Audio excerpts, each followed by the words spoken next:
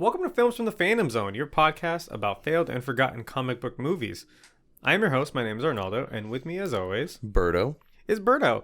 And today we feel like shit. Yes, we do. We both just got vaccinated, and now we're sick. So if we don't sound as excited or energized about, well, we're not very excited about this movie anyway. But if the tone of our voice is a little off, that's why. Yeah, this might be a bit of a low energy recording, but oh yeah, you kind of alluded to it. But what movie are we doing?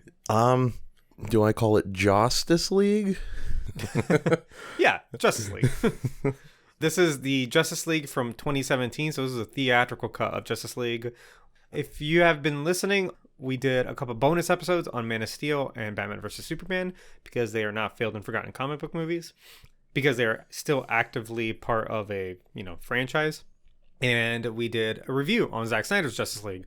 And so this is a proper episode. We consider this movie failed because Zack Snyder's Justice League kind of like, at least for me and you, I would assume, it kind of pushes it out of canon. At least I hope so. Yeah, like it might not be, official, and it isn't official, but for us, yeah, right. It's kind of like... So, like, this is a real episode, but kind of on a technicality. Yeah, pretty much. DC claims that going forward, everything will be based off of this Justice League, the one that came out in theaters, 2017. But, like I said, for me, it gets pushed out into the void, and so now we can determine if it's failed and forgotten, and if we're going to put it into the Phantom Zone. So that's kind of what we do here. So anyway, this movie is available on HBO Max. It is the 2017 Justice League, not Zack Snyder's Justice League. Time codes in the description, so if you want to skip around, feel free to do that. Otherwise, let's get going.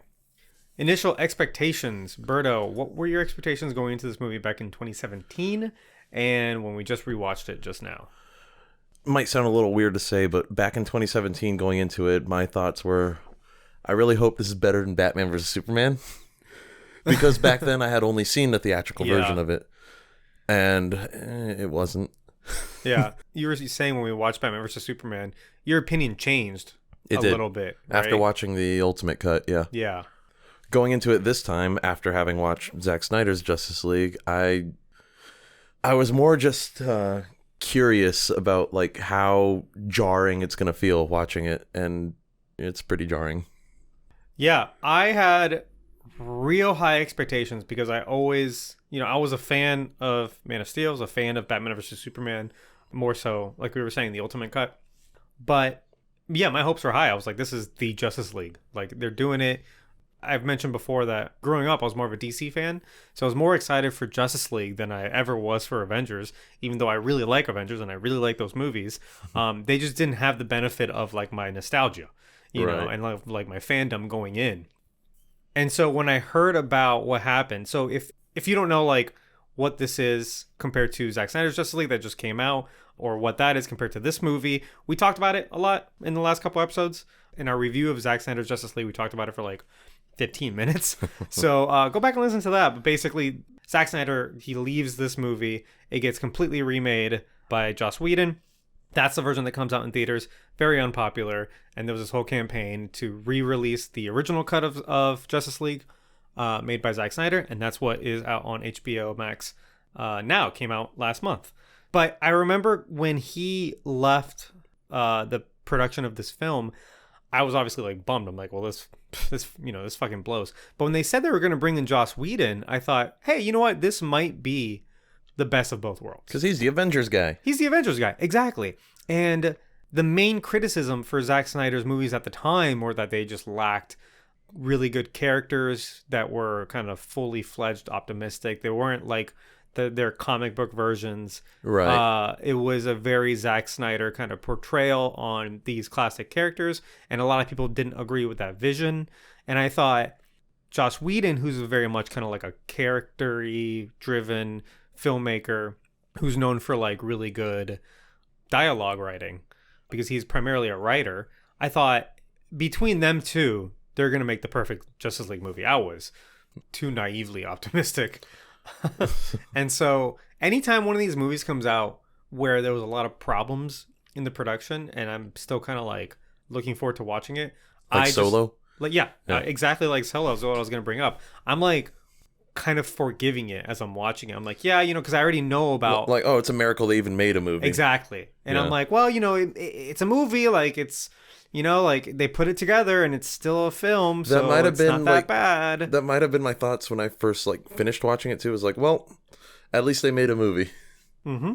But it was like a weird like Frankenstein of a movie. Yeah, and then when I remember leaving the theater, I was like, this is a movie, and I was very satisfied that it was a movie that has a beginning, middle, end, characters that talk and do stuff. Like my bar was so low, so low.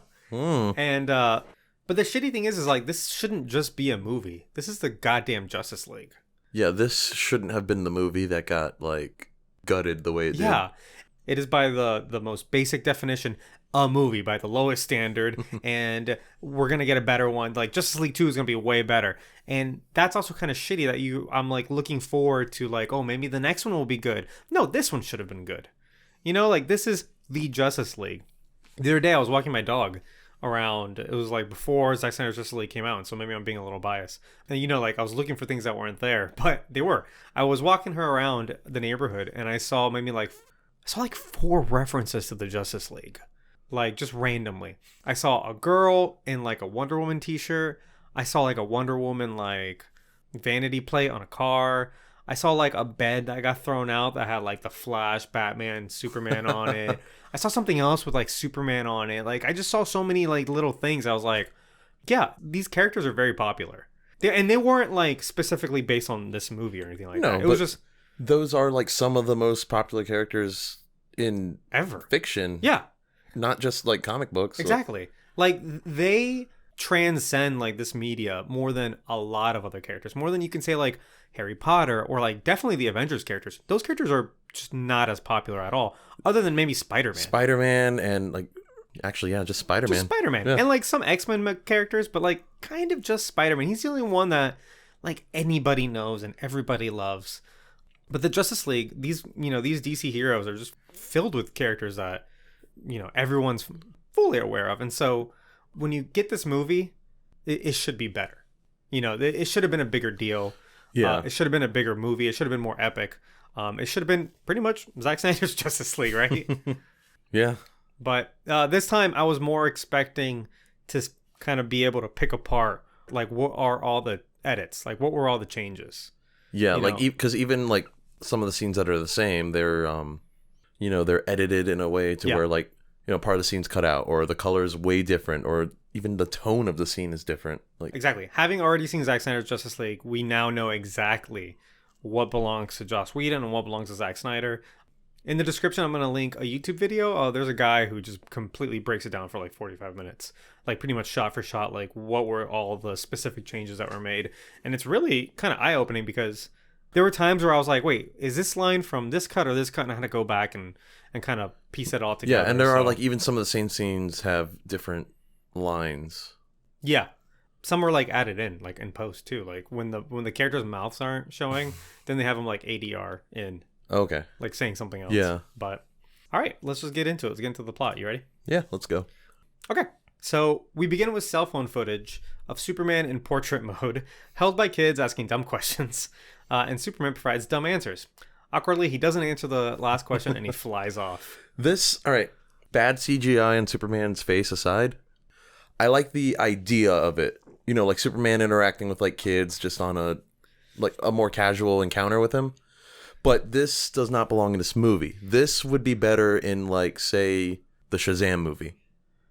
I don't think there's any redeeming qualities of this scene at Really? all. I think what you're saying is correct in that it's a good idea on paper in one sentence. Hey, we should show Superman interacting with kids. Yes, great. That's fantastic. Right. Everything else that this scene does from there, I think, is horrible. Like, I don't want to see portrait mode on the big screen, first of all. And right off the bat, we can get into Mustache Gate. So, for those that don't know, this movie, once Joss Whedon picks up, they were mandated to keep this movie under 2 hours long, right? So the running time is slightly under 2 hours, which means that once you take the credits out, this movie's and I looked, it's 1 hour and 50 minutes long, Oh my God. which is crazy short for a movie like this. It's kind of short for most live action movies, honestly. Yeah, most movies nowadays are at least 2 hours, 2 hours now. Yeah. They had to do extensive reshoots. Henry Cavill at the time was doing Mission Impossible, where he had a mustache. And so when he goes to do reshoots, Paramount was basically like, under no circumstance can you shave the mustache off. It has to be there. And WB offers to pay Paramount to do CGI to put the mustache back on digitally. And they're like, no, you can use your CGI to take it off digitally. And that's much more difficult. And so in all the reshot scenes of Henry Cavill, he basically has a mustache and they had to CGI it off. And the results are horrifying. It makes his face look very like distorted and just not human. Right. And so what we're talking about is when you watch a movie that you know has problems, you kind of look out for those problems, or at least they're in the back of your head, right? Yeah. So right off the bat, I knew all about the mustache problem. And the first scene of the movie is Superman through a cell phone like filter, because it's not like it's not high quality footage. It's like a cheap phone. Like a found footage type cell phone video. And it's clearly so that they can hide the CGI. You know what I'm saying? Because his face doesn't look good. So they're like, all right, well, let's use a shitty like cell phone to make it look like the whole picture is shitty. That's not a good idea. Like, if we're trying to hide one shitty picture, let's just cover it up with a bigger shitty picture. And then the questions they ask him are really dumb. They're like, what's the best part of being Superman? They're little kids. Yeah, but still, like, does your thing really mean hope? Why is it an S? What's his answer? He says it flows like a river, and he's referring to like the shape of his emblem. Right. I don't know. And then they ask him a question, and he just kind of like looks off in the distance, and it like doesn't smiles, say anything, and then... smiles, and then flies off. It's jarring tonally too, because the movie hasn't started. Basically, right. This is the first thing you get, and then the next scene is like the credits and a montage of like Superman's death. Anyway. In Gotham City, In Gotham City, Batman on a rooftop grabs a thug to scare him to attract a parademon. He traps the parademon and it self-destructs, leaving a pattern of 3 squares void of its green glowing guts. Alfred says it's time to get the others, as the thug points out that the aliens are here because Superman is gone. Well, this is already very different from the Zack Snyder version. The first time I saw this, I really dug this Batman scene. It's kind of like a classic Batman scene in the way it's made. It's got some cool Batman stuff in it. Yeah. But when you watch the movie as a whole, you see what the scene is really meant to do, and is to quickly show parademons that they smell fear. And that's pretty much it. And that they're looking for boxes. Well, because this movie has to basically crunch down a 4-hour film into 2 hours. Right. So that's like, it's almost like a quick exposition dump. There's a lot of exposition dumping going on in this film. But it's like, it's not super well done because it's still not clear. So he wants to show here that they're after boxes. So he does that by a parademon explodes and his guts spray along the wall and they show a picture of boxes. For some reason. What? Yeah. Like, how does that make any sense? It's like if you were like in an accident, you explode against the wall, all the blood and guts spell out Birdo. I just don't get what the thinking is here. Like, there are other places where they introduce the boxes too. Like later on, he's looking at like also Lex Luthor's poorly notes. Too. Right, yeah. But why would he blow up and then there's boxes on the wall? And then they have glowing green guts, which is kind of a visual cue that they show a couple more times in the film. Also for no reason. And we'll get to that. Basically, they just want to show that they smell fear. And I guess like it's also showing that like Batman's still trying to kind of investigate like what the bigger threat might be. So he's not just sitting on his ass. He's like out trying to find answers. He's but still being Batman. Yeah. But it's just a weird. So we're going to talk a lot about how this movie, I feel like, wants to solve the problems of the Zack Snyder cut, but it does so by introducing its own problems and then solving those problems also. And so in the Zack Snyder cut, the parademons don't smell fear. That's not a thing that they do. No. That whole thing came from the end of the movie where they want fear to be the thing that plays to the end of Steppenwolf. So they're like, all right, we have to put fear as a theme in this movie. We have to show that the parademons find fear. And so if you're trying to cut this down to half its length, there's no extra more time. Stuff. Exactly. Yeah. Try not to add more stuff. And they have to spend more time to show that these things smell out fear. It's just kind of counterintuitive, you know? Or it's counterproductive, I mean. All right, so a montage that everybody knows shows memorials of Superman throughout the world as Lois visits Superman's memorial and Martha Kent visits Clark's grave. Scenes of crime and poverty imply that the world is worse off since Superman's death. This is actually not a bad montage. No, I actually liked it when I was watching. I'm like, all right. Yeah. You know why I liked it? Because I thought it was Zack Snyder's. Because this montage is like deceivingly not Zack Snyder. Very, yeah. I thought and when we watched the Snyder Cut, I kept on waiting for this montage to like happen because I was so convinced it was Zack's. Because it's something that he like the montage at the beginning of Watchmen. You know, that one's amazing. It's just like this. And it's very similar to this. Very similar. I think this is where, you know, and we give Joss Whedon a lot of shit for making this movie worse.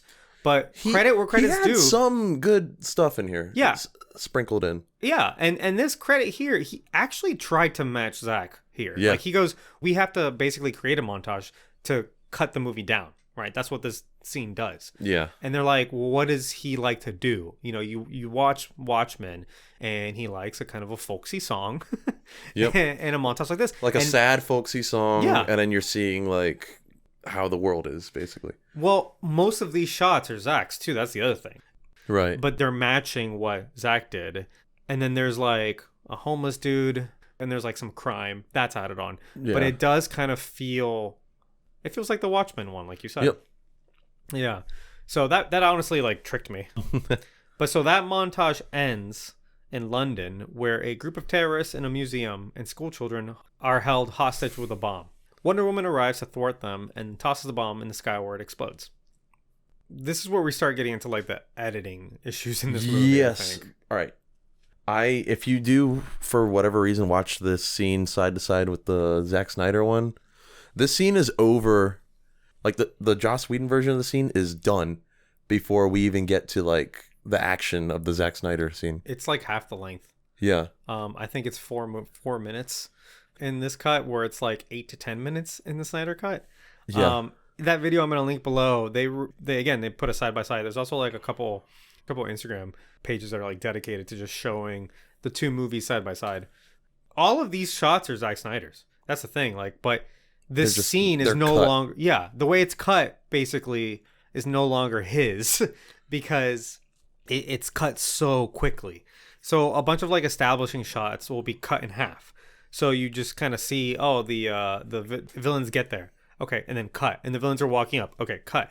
And then they walk in. Cut. And then Wonder Woman shows up. Okay, cool. Cut. And you don't really spend the necessary time kind of the scene isn't set up at all. Build the tension. Exactly. Yeah. You need that time to build tension. Otherwise, it doesn't feel like anything anymore. No, she just busts through the wall and wins. Yeah. Yeah, exactly. Throughout this whole movie, it just feels like this is a recap of a longer movie, which essentially that's what it is.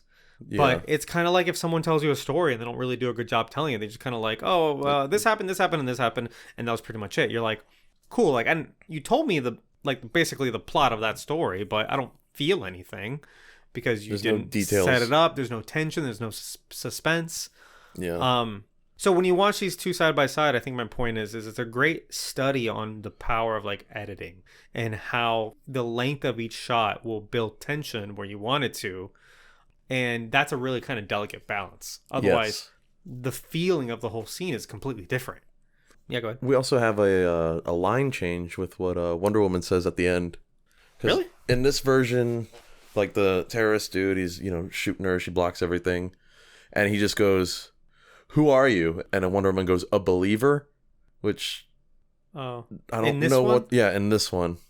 And I believe in the Zack Snyder one, the terrorist goes, "I can't believe it." And then Wonder Woman's like, "Well, believe it." Oh. See, again, what the fuck does she mean when she says she's a believer? It's so stupid. You know what that sounds like to me? That they cut out the scene of the shot of him asking or saying, "I don't believe it." And they cut to her and she's saying, "Believe it." And they're like, that doesn't make any sense anymore. What are we going to do? And they just recorded over it saying, "I'm a believer," or "a believer." A believer. And it matches her mouth. But it matches her mouth. Right. You see what I'm saying? It's almost like when they like dub an anime and they have to change some of the words to match the mouth movements. Exactly. But it doesn't make sense. Why'd she say that? The movie's creating its own problems. Yeah. Or this edit, at least, is creating its own problems. And there's a few other problems. scenes where, like, there's different lines. At the end of the movie, there's a scene where she's, again, saving a museum. I didn't realize there was so much museum crime going on. But she is saving museum crime left and right. And so she, like, thwarts some, like, museum robbers or whatever. And then she's talking to, like, some children. And that's just kind of in the credits. Or not in the credits, but in the montage at the end of the movie. Right. But there's a scene built into this part that they could have just left that in, where she's talking to children. In the Snyder cut. Yeah, when she tells a Why little not leave- girl, you can Yeah. be whatever you want to be. And that's such a nice scene. Why not leave that in? I guess it's because they're like, again, they were counting this movie down by the seconds. Apparently, to get it under there's 2 some minutes. shit where Joss Whedon was threatening to make Gal Gadot's character look stupid too. Yeah, we're gonna get to that. She still kills the guy in this version, and I thought Does she? Oh, it just kind of fades to white. she does a thing with her bracelets. Yeah. So you can assume that he's dead, I guess. The movie made it look like she just knocked him out. You know what it is that it happens so fast that you don't kind of notice it. Right. Like, we've already talked about the scene longer than the scene exists. So That's true. Bruce Wayne approaches a village in the fjords to confront Arthur Curry, Aquaman. Arthur scoffs at his career as Batman and leaves. On a plane, Bruce and Alfred go over the other potential teammates, Barry Allen and Victor Stone. So, again, most of the first parts of the scene are still all Zack's shots. They're just really cut down. Yeah. And then they reshot a couple things. They made the shot where he looks left and he sees, like, a picture of the mother boxes. Since they cut so much of that movie out, they have to kind of, like, hit you over the head a little bit more of, like, oh, like, hey, these boxes are important. Yeah. But we still don't know why. Yeah. I guess they wanted this movie to be lighter in tone and funnier. So there's a lot of added jokes. None of them really land. It No. might be because they're just so out of place, though. Yeah, when we get to them, we might go and kind of analyze each one. But one of my biggest takeaways when watching Zack Snyder's Justice League, because of that mandate that they're like, it needs to be lighter, it needs to be funnier, it needs to have jokes. My assumption was that Zack Snyder's was like super dark, super gloomy, completely void of humor. But his had some pretty good humor in it. It had much better humor. Exactly. That's why I was kind of surprised that I was like, well, why make so many changes when Zack Snyder's cut is already kind of fixing these problems that you want from him? Yeah. And so one joke they add here is where Arthur holds, Bruce Wayne up against the wall and he's like, I hear you can talk to fish. And he gives him like a weird look. Yeah. Not really funny. No, it's like doing the whole like, people like to make fun of Aquaman because all anybody thinks he does is talk to fish. So let's play into that. It's almost like they're trying to be like fan servicey. Mm-hmm. But to which fans? Yeah. The plane scene. I think it's so funny because a plane scene exists in both films, but they're 100% different. So I kind of don't understand why, but I guess it's also one of those things where, like, I guess they want to keep some of the integrity of Zack Snyder's film, where he's like, well, at this point there's a plane scene, but we can use this scene to get a lot of exposition done. Whereas in Zack Snyder's, it's only like 2 minutes long, and it's just this moment with Alfred. Yeah. And they sort of talk about Cyborg for a second. Whereas in this one, they're like, oh, cool, info dump. Which a lot of the added Joss Whedon scenes are just info dumps. Yeah, it's a way of... That's probably also because if you're going to do a bunch of reshoots, it's cheaper to just do talking scenes with info dumps than it is to film like a bunch of new action scenes or things with a bunch of CG that are required, which might... I mean, they have to explain, more than 2 hours of footage in a matter of minutes. Right. And that too, the fact that they cut so much out of it, that they have to have these scenes in to try and explain what you're not seeing. Yeah. So I don't know if having this plane scene is them saying, well, let's kind of keep some of the integrity of Zack Snyder's movie, or they're like, we already have the set. Let's use it. Let's just use it. Like, why build another set? They're on the plane. Instead of doing this in the Batcave, which we have so many other scenes in the Batcave, let's just use this plane in this same part of the movie. Watching those two scenes too is a great way of seeing like the visual differences between the two directors. One is much brighter than the other. Yeah, it's very well lit in that plane for Joss Whedon's. Yeah, and it's like, what does he have, like just a shit ton of lights in the plane? And in fairness, like, you can also see how Zack Snyder's might be too dark. Right. You kind of see that both these guys are kind of on different extremes. Big difference being, though, like, the plane scene in Joss's version, it looks like it's on a set. Exactly. It looks very artificially lit. And, yeah. That's kind of the problem when you do too much lighting, is that it looks fake, or it looks like a TV show. Yeah. Or like you're like in a Walmart or something. Yeah. Yeah, exactly. That's kind of how a lot of Joss's shots look like, is that it's just TV show quality and lighting, because TV shows, they kind of light uniformly, so that also it's most of his cheaper. work has been TV shows too, Yeah, exactly. in fairness. So on the plane, they go over Barry Allen and Victor Stone. Again, it's just a way of like, you have to cut out all of Victor's scenes. Okay, Alfred tells you in one hit who Victor is. He's some sort of cyborg. Yeah, there's a saying in when you talk about like movies and exposition, is says show don't tell. Yeah. Which means try not to have just a character tell you what's happening. Instead, try to show it. Yeah, this is kind of the point visual medium. Yeah, that's the point of a movie. Yeah. Right? And these two movies are such a good example of that difference, because this movie is all tell, don't show. Whereas Zack Snyder's is a lot of show and not so much tell, right? Yeah. And in this, it's like we were saying, Alfred basically tells Bruce Wayne, who Victor Stone and Barry Allen are, and basically us, the audience. Whereas in Zack Snyder's, we meet those characters organically, and they're doing their own thing right at first. I watched the scene a couple times, and it's honestly, it's not bad. It's just an info dump. You know, if I had to pick between the two, obviously I'm going to pick Snyder's, but a lot of this Joss Whedon stuff individually is not bad. It just belongs in a different movie. Or it's so poorly edited. Oh, actually, you know what? Left out is Batman's new attitude on Superman, because we get a little bit of that later in the movie, but in Snyder's, it's right off the bat. He's immediately like regrets his old attitude on Superman, having him die, all the stuff, fighting him. Even the end of BVS has him like regretting that. Yeah, which it's weird that when we went into this movie, like he doesn't mention it at all. Yeah, it's not till later. He really doesn't talk about Superman a lot in this movie. And then there's the one time where Superman says, like, I knew you didn't bring me back because you liked me. And then the only thing we get from Batman is, well, I don't not. Yeah. And it's just used for a bad joke. Again, it's a bad there's a lot joke. of bad jokes in this because they feel like they had to put in more jokes. And that's another joke where, like, on paper, it's not terrible. It's just in that scene, it wasn't good. Silas leaves the lab. Silas Stone, that's Victor Stone's dad, leaves the lab, and the janitor offers condolences for Victor. Silas comes home to Victor, who is angry at his father for turning him into a cyborg.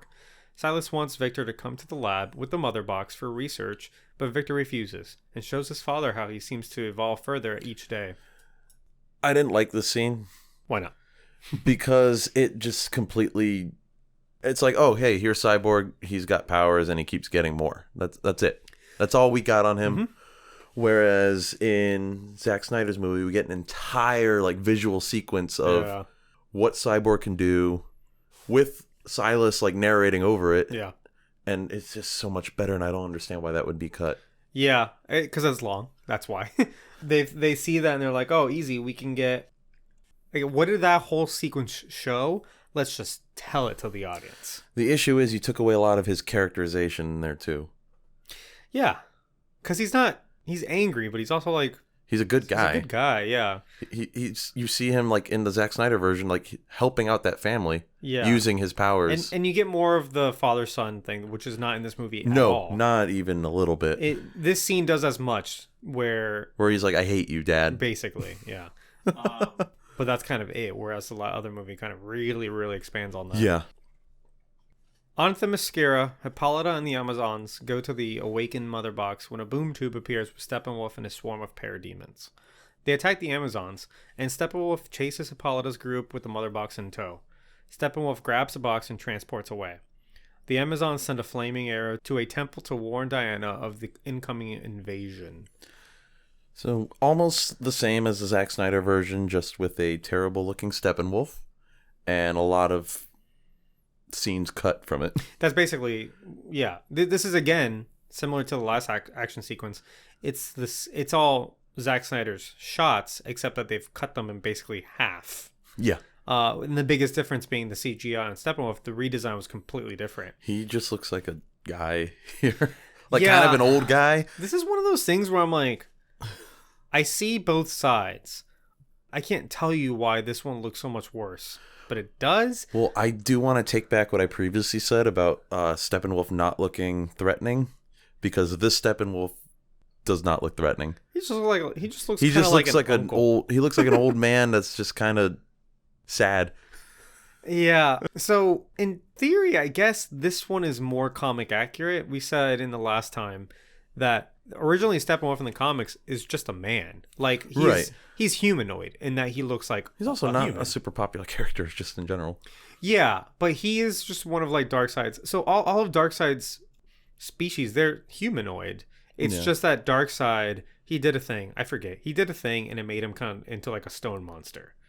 So kind of like how like Thanos was kind of like a mutant among his people too. They didn't show it in the movies, but like, huh? You mean Apocalypse? No. Thanos? Well, Apocalypse too. But yeah, Thanos, like on his planet Titan, he was different from everybody else. Oh, as well. Was he really? Yeah. That's not something I'm aware of. Yeah. So they basically took Zack Snyder's idea and they're like, well, this is too much. It's too edgy. So let's just put a guy in kind of like, let's build off the comic book, I guess. And the comic book appearance doesn't look unlike this, except that then why make him all gray? Like, he's still a monster. Yeah. I it's feel just like a gray old man in medieval armor. Yeah. And his mouth is really large. I think that's part of it too. The thing is, you try to make him look more human, but because he's not human, it falls in like Uncanny Valley. Yes, and it just doesn't look good at all. Yeah. Whereas the Zack Snyder Steppenwolf, that guy is like a monster. So you don't question why he doesn't look human because he's clearly, like he doesn't have a nose. Like, you know what I mean? Like he shouldn't look like a human. Anyway, yeah, it doesn't look good. He has a weird skirt thing too. Yeah. I don't like it. And then like the chase is cut a lot. Like there's a lot cut out of that. The Amazonians like closing the gate. It's almost like there's a scene of it, but it's almost pointless. Yeah. It's like, oh, let's just show them for like a second swinging the hammer and that's it. You don't see like their struggle trying to hold the door open for the queen to escape. Right. And in this one, Steppenwolf just escapes out the side. Yeah. He just so they killed themselves for no reason. Yeah. Again, because of the cuts being so short, you just don't have time to build suspense, and you don't have time to like care about any of these characters either. You're like, oh, they're fighting, cool. Yeah. It's basically just like, again, if I just told you a story, I was like, hey, me and this dude got in a fight. Okay, I just told you what happened very quickly. Whereas if you were there and you saw it, you would feel very differently. Yeah. And another thing with this scene in particular is there's another change of dialogue where, you know how in the Zack Snyder version we get the like Amazonians show them your fear and then they go, we have no fear. Oh yeah. That's not in this. Yeah. Steppenwolf just kind of shows up, tells them to run, and they do. Yeah. It kind of makes them look like cowards. Yeah, a little bit. I can see that. So it also seems like an unnecessary change. Yeah. Like, why do that? And then when they send the flaming arrow, it just happens so fast. I get that in the Snyder cut, that scene does go very long. Yeah. And maybe it didn't need to. But at the very least, you see what that does to the suspense and the tension of the scene where here's his action sequence. Now we have to slowly kind of relax afterwards. You know what I mean? It's like if you go for a run, you need to like cool down. We just went through a run. An action scene is like a run, in a movie. And your audience is like pumped, like their heartbeats then you went need to up, catch your right? Breath. Exactly. You need a scene to kind of catch your breath. And that is still cut so quickly that you kind of don't have time. You're like, wait, what's happening here? Anyway. At the Daily Planet, Martha Kent visits Lois Lane as a newsreel interviews the missing janitor's wife, who threatens the aliens to come down to the lake house where she'll stick a probe up their fucking ass or something. Martha tells Lois that she lost the farm, and Lois tells her she's content with working easy stories since Clark's death.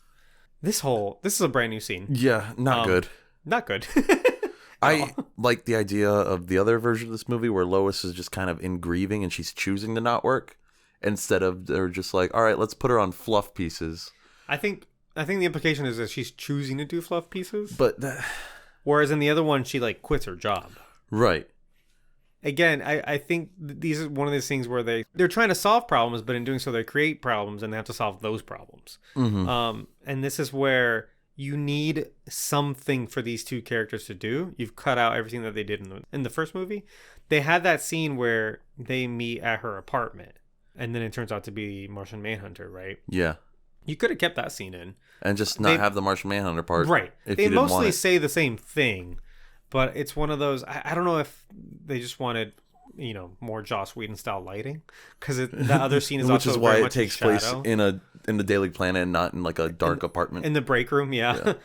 Also, I remember thinking this when I saw the movie, is like, neither of these actors, Diane Lane and Amy Adams, seem to give a shit at this point. Like, they're just kind of reading their lines. Yeah. I remember thinking that in the theater. I'm like, why are they don't seem to be acting. These two very good actors don't seem to be acting right now. They don't care. Yeah.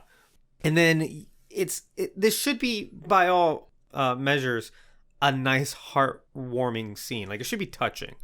These two women are still friends. They're still seeing each other even 18 months or 2 years after the death of Clark Kent. It's like a ex-girlfriend and a mother-in-law type relationship. Right. But he bookmarks it with two bad jokes. Really bad jokes. In the beginning, it's got the reporter, and he's like, it's just real douchey smile at this reporter. That's what he's told to do. He's like, this wife says aliens came for her man. Ugh. And then you've got the ladies like, I'm going to probe those aliens up their asses or whatever. Yeah, like a gag type news story. Right. Yeah. And then they try to have a touching kind of scene here. And then halfway through, this cringy line. Yeah, a really cringy joke where Martha Kent says, Clark always said you were the thirstiest reporter ever. And she makes a face and she's like, oh, wait, no, hungriest. You could smell a story from a mile away. Jeez. Thirstiest. Yeah. Not good. Again, it's poor taste. This should be a nice scene. And now it's not. You know? I don't know. It's one of those things where, because we were watching a Marvel movie literally last night. We saw Avengers Infinity War. I watched that between rewatching this movie, so I kind of had it on my mind a little bit. And I noticed that Marvel kind of does things that aren't that different. They insert jokes where they kind of shouldn't be, right? Like tonally. But because those jokes land, you don't really mind it. It's also usually within whoever's saying its character to say something like that too, I've noticed. Yeah, sure. So you've got there's a fight scene, there's an alien invasion, and Tony Stark is still being kind of quippy and making, kind of sarcastic jokes. And so that is within his character. But I'm trying to think, there were some parts that were kind of supposed to be kind of sad or serious, and they sneak in some jokes here and there. Like Gamora and Star-Lord and then Drax standing there eating. I guess yes, that'd be one. That's one. Yeah. That's exactly what I was thinking about, because in that scene, Gamora is telling Star-Lord, in the event that I get captured, you need to kill me, your girlfriend whom you love. That is supposed to be kind of a serious scene, and then Drax is sitting there, But it's I chips. believe it though. That's Drax being Drax on the ship. Yeah, and I'm trying to figure out what's the difference, because those scenes still kind of work for me. Is it because the humor is better? I don't know, because of joke I get what you're saying, because it shouldn't work. Yeah, but it did. Right. So what's the difference? I think a lot of it might be because those characters, specifically the characters that do the humor stuff, they're kind of already established as being like that. So when they do something like that, it's not jarring or anything. It doesn't pull you out of it. Uh-huh. It's oh, that character is just being that character. That might be it. Yeah. I think that's interesting how Marvel kind of gets away with it. Yeah. And we kind of, here we're saying that it's bad, but anyway. Diana visits Bruce at the Batcave. They walk around his lake as they each take turns dumping information onto each other and, most importantly, the audience. Diana tells him of Steppenwolf and of his last failed invasion attempt against the heroes of Earth and what the Mother Boxes are. They combine to form the Unity, a power that will transform the planet into a hellscape.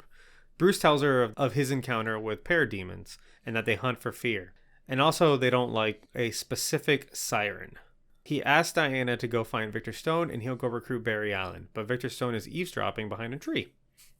Again, this is just like a scene that lasts, 3 minutes or 2 minutes. And this was clearly one of the new Joss scenes. Yeah. It's just a way of info dumping an entire hour of exposition, right? And again, info dumping with the cheap set. Oh, just walk around the lake. Yeah, pretty much. So, yeah, it's just, again, this is a tell, don't show situation where they're telling you what these mother boxes are instead of you kind of seeing it. Yeah, you don't get to see what they can do. You're just told, oh, yeah, they're dangerous. Yeah, and then when Diana kind of tells him about that Steppenwolf's first kind of invasion, all of that is Zack Snyder stuff.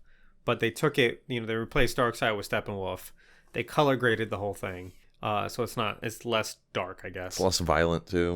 Yeah, and they kind of cut around it. But again, it happens so quickly that you're just getting a glimpse of it. Yeah, and you don't have time to really sit in that scene. It's just kind of like, here's what happened really quick. We're going to page flip through it real fast. Whereas in Snyder's, we got like that whole epic, like Lord of the Rings-esque prologue battle. Yeah, and it was like 5 minutes long or whatever. Yeah, it wasn't terribly long. Yeah. Maybe WB thought it was, but... Again, they just had to, shrink this movie down.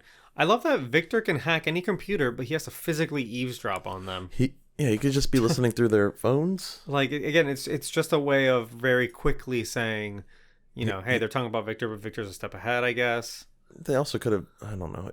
Logically, it was weird that he's like hiding there. By the tree. Yeah. Yeah.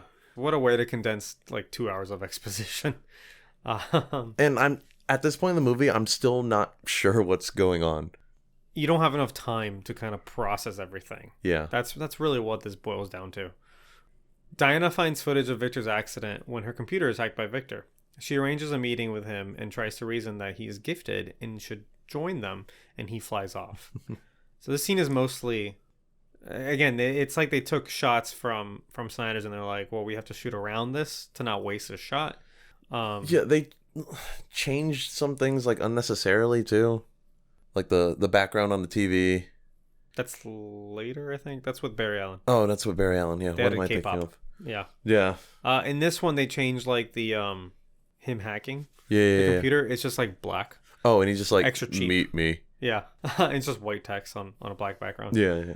Yeah, so it's essentially the same scene with just different dialogue. Again, makes you wonder why.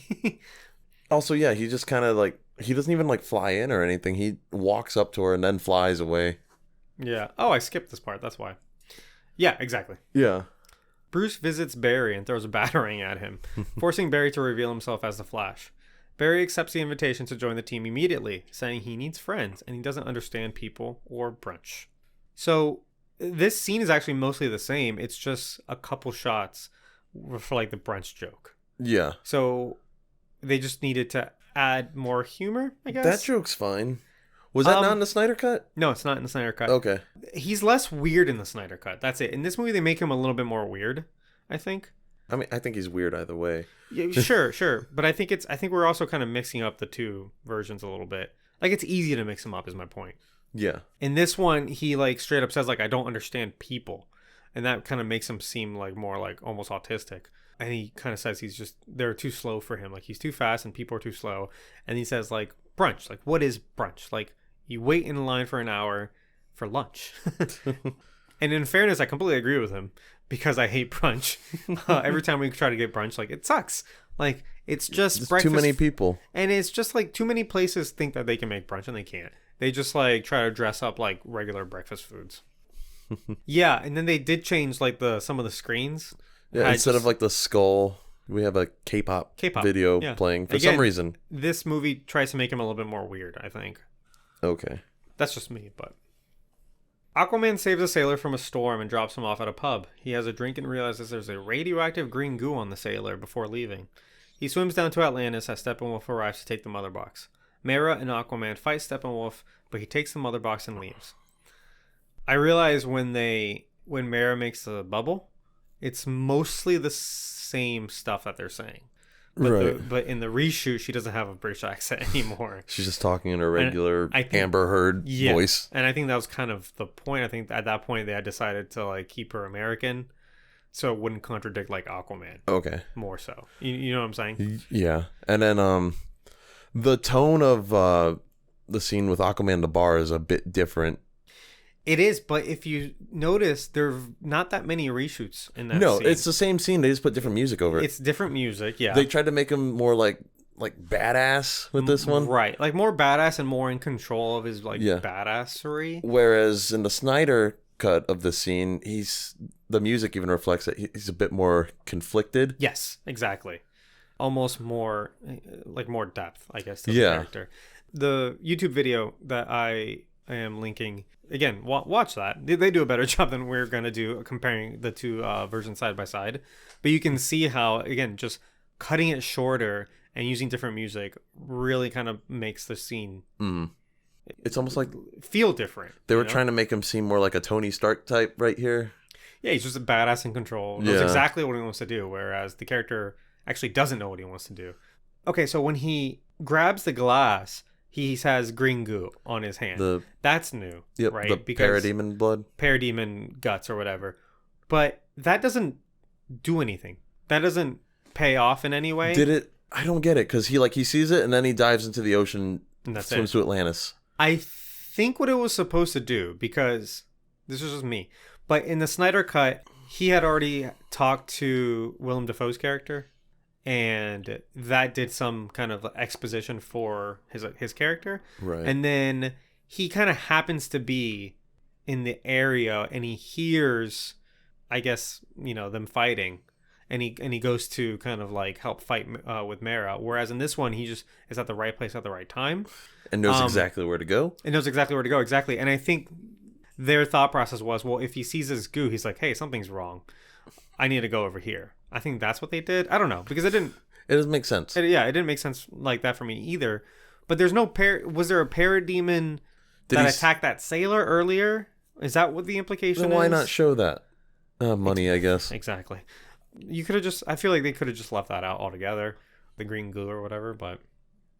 We meet a poor Russian family living near an abandoned power plant. Outside their home, parademons begin to swarm the smokestacks, and the family hides for safety. Inside the stack, Steppenwolf enters the two mother boxes into a stone slab and speaks to them as Mother. He claims taking this world after the death of the Kryptonian will earn his place among the new gods for Darkseid. This is all new. Yeah, ish. New-ish. Because mostly new. It is all new, but this replaces like 3 scenes with Steppenwolf and Desaad from the Snyder cut. Yeah. I don't understand why they would cut Desaad out of the movie, because in any situation, having a dialogue between 2 people is better than one person talking to themselves, right? Like almost always. Yeah. So why cut Desaad out? Like, I get that you don't want to have 3 scenes with Desaad, but you're going to have this one scene. Why is he talking to the mother boxes? He's like, Mother, I found you, or I forget what he says, but he's basically, it's kind of weird. It's like he worships them. Yeah. And I get that they're like advanced technology or whatever, but they still, at face value, are inanimate objects. Yeah. And he's talking to them and he's calling them Mother, and that's just weird. I think that goes a long way of making him look like a weird character, I think. And the poor Russian family is just filler. We're going to talk about that, later on when we get to the third act. But it is filler. Which is odd, considering they need to cut the time of this movie down. They add probably like 5 minutes of Russian family in this movie. Maybe more, actually. Maybe like probably closer to like 8 or 10. And it all just pays off with like a dumb joke from The Flash. Yeah, pretty much. But here, Desaad and Steppenwolf kind of, in the Snyder cut, they're there to kind of like establish Steppenwolf's motives, right? Which is to earn his way back into Darkseid's good graces. And he does that in just kind of one sentence. And so it's very easy to miss. And then the other thing is that he says he's doing this for Darkseid, which is nice that Darkseid gets a mention in this movie. And that's it, though. That is it. Also, maybe explain who Darkseid is a little bit more in some sort of context. Like, again, had they left a scene in here, even if they had rewritten it with Desaad, they could have had that back and forth, kept it around the same length, but we would have kind of gotten more out of it instead of him just talking to the mother boxes. The other thing is, it seems like he's doing this for the mother boxes. He's like, he worships the boxes. That's the kind of... Yeah. So like the vibe mother you boxes want to destroy Earth? Yeah, and he's basically worshiping the mother box, and then later on he says that they're too weak to see the truth of like the mother and blah blah blah. Are you doing it for these boxes like that you worship, or are you doing it for Darkseid? Which is it? You know? Yeah. So it's very easy to kind of not understand what Darkseid even is in this movie. Because it just sounds like a word. Yeah. You wouldn't know that that's somebody's name. Yeah, also it's also an English thing, like Darkseid. So Yeah. you know, just like normal people would have no idea what he's talking about. Like people who don't know who Darkseid is. So after sightings of parademons in Gotham, Commissioner Gordon calls on Batman, who arrives with Wonder Woman and the Flash. He tells him of the 8 missing people who seem to be kidnapped by aliens or vampires. Cyborg joins to inform them that Silas is among the kidnapped. They all leave while Gordon isn't looking, Batman style. So there is this is mostly all Zack Snyder stuff again. Interestingly though, they changed the drawing of the parademon. Yeah, why? No idea. That is kind of completely, I have no idea, because in this one it looks more like a child drawing. Yeah. And the other one it looks like just like a guy drew like a Batman. Right. And I thought it was to imply that, or to get rid of the implication. Yeah. Yeah, that people thought it was Batman. Exactly. Yeah. But in this one he still says that looks like Batman. So that implication is still there. Why change the drawing out to a dumber one? It's such a little thing that's completely and it's like, useless. money you had to spend it's money that you didn't have to spend. Exactly. Also, there's a whole new shot here when Bruce Wayne and Barry Allen arrive back in Gotham that is reshot just to include Diana's ass in frame. Of course there was. I don't know if you've seen that before, but in the Snyder cut, he just gets off the plane and Diana's there. And right. You see her just from the waist up. In the Joss Whedon cut, the camera is really low, so you've got Diana's butt in frame while Bruce Wayne exits the plane. No reason. This costs money. Like, you're going out of your way to include like an ass shot. Just because you need to sexualize. You want to sexualize Wonder Woman. Yeah, some more. Like, anyway. All this stuff with Commissioner Gordon is pretty good because it's mostly Zack the same. Snyder, yeah. No. We said this last time. We were glad that all the stuff that we liked in this movie was original. It was like in the Zack Snyder cut. So they go into the sewer, and they're about to like attack Darkseid, and Flash is scared. He says, "You mean Steppenwolf?" No. Oh yeah, sorry, Steppenwolf. Yeah, and Flash is scared, and he says like he doesn't want to. He's scared to fight because he's never done battle before. He just runs fast and pushes people. Run really fast and push people out of the way. In fairness, like I said, I'll call out the things that I do like. That's a good line. I like that line. I like that line a lot. Yeah. This entire scene, I actually do kind of like the Flash stuff in this scene, maybe more than the Snyder one because I feel like he has a little more to do here. He mostly does the same things. It's mostly the same. It's just that line when he saves the people, though, he's like actually saving them. Whereas in the Snyder one, he's just kind of like running next to them and telling them to hurry up. Yeah, but remember the whole part where he stops all the debris from falling on them? He does do that. That's way better than any just like flashing back and forth, I think. So I guess it's interesting because in the last one, the dramatic tension here is their plan is to go in together. Wonder Woman is like, or like in the Snyder cut, like, let's go together, stick together. We can't do it on our own. And when Victor sees that his dad, Silas, is about to get harmed, he kind of breaks the plan and just goes and attacks. Right. And it's a little father-son stuff. In this one, they do that, but it's not as like powerful. Yeah, because he doesn't get angry. He just goes and attacks. Yeah. And it seems like that was quote unquote part of the plan. And so they have to change the scene so that the new kind of dramatic tension is that Flash is scared. Yeah. And he has to learn to be a superhero or whatever. Which is not bad. It's not bad, but why the change? You know what I'm saying? Right. Is it because... Well, because we didn't have the father-son shit. Is that why? Because you removed the father-son shit, so therefore... It wouldn't make sense for him to be like, don't hurt my dad. Because he hates his dad. But he's still his dad, though.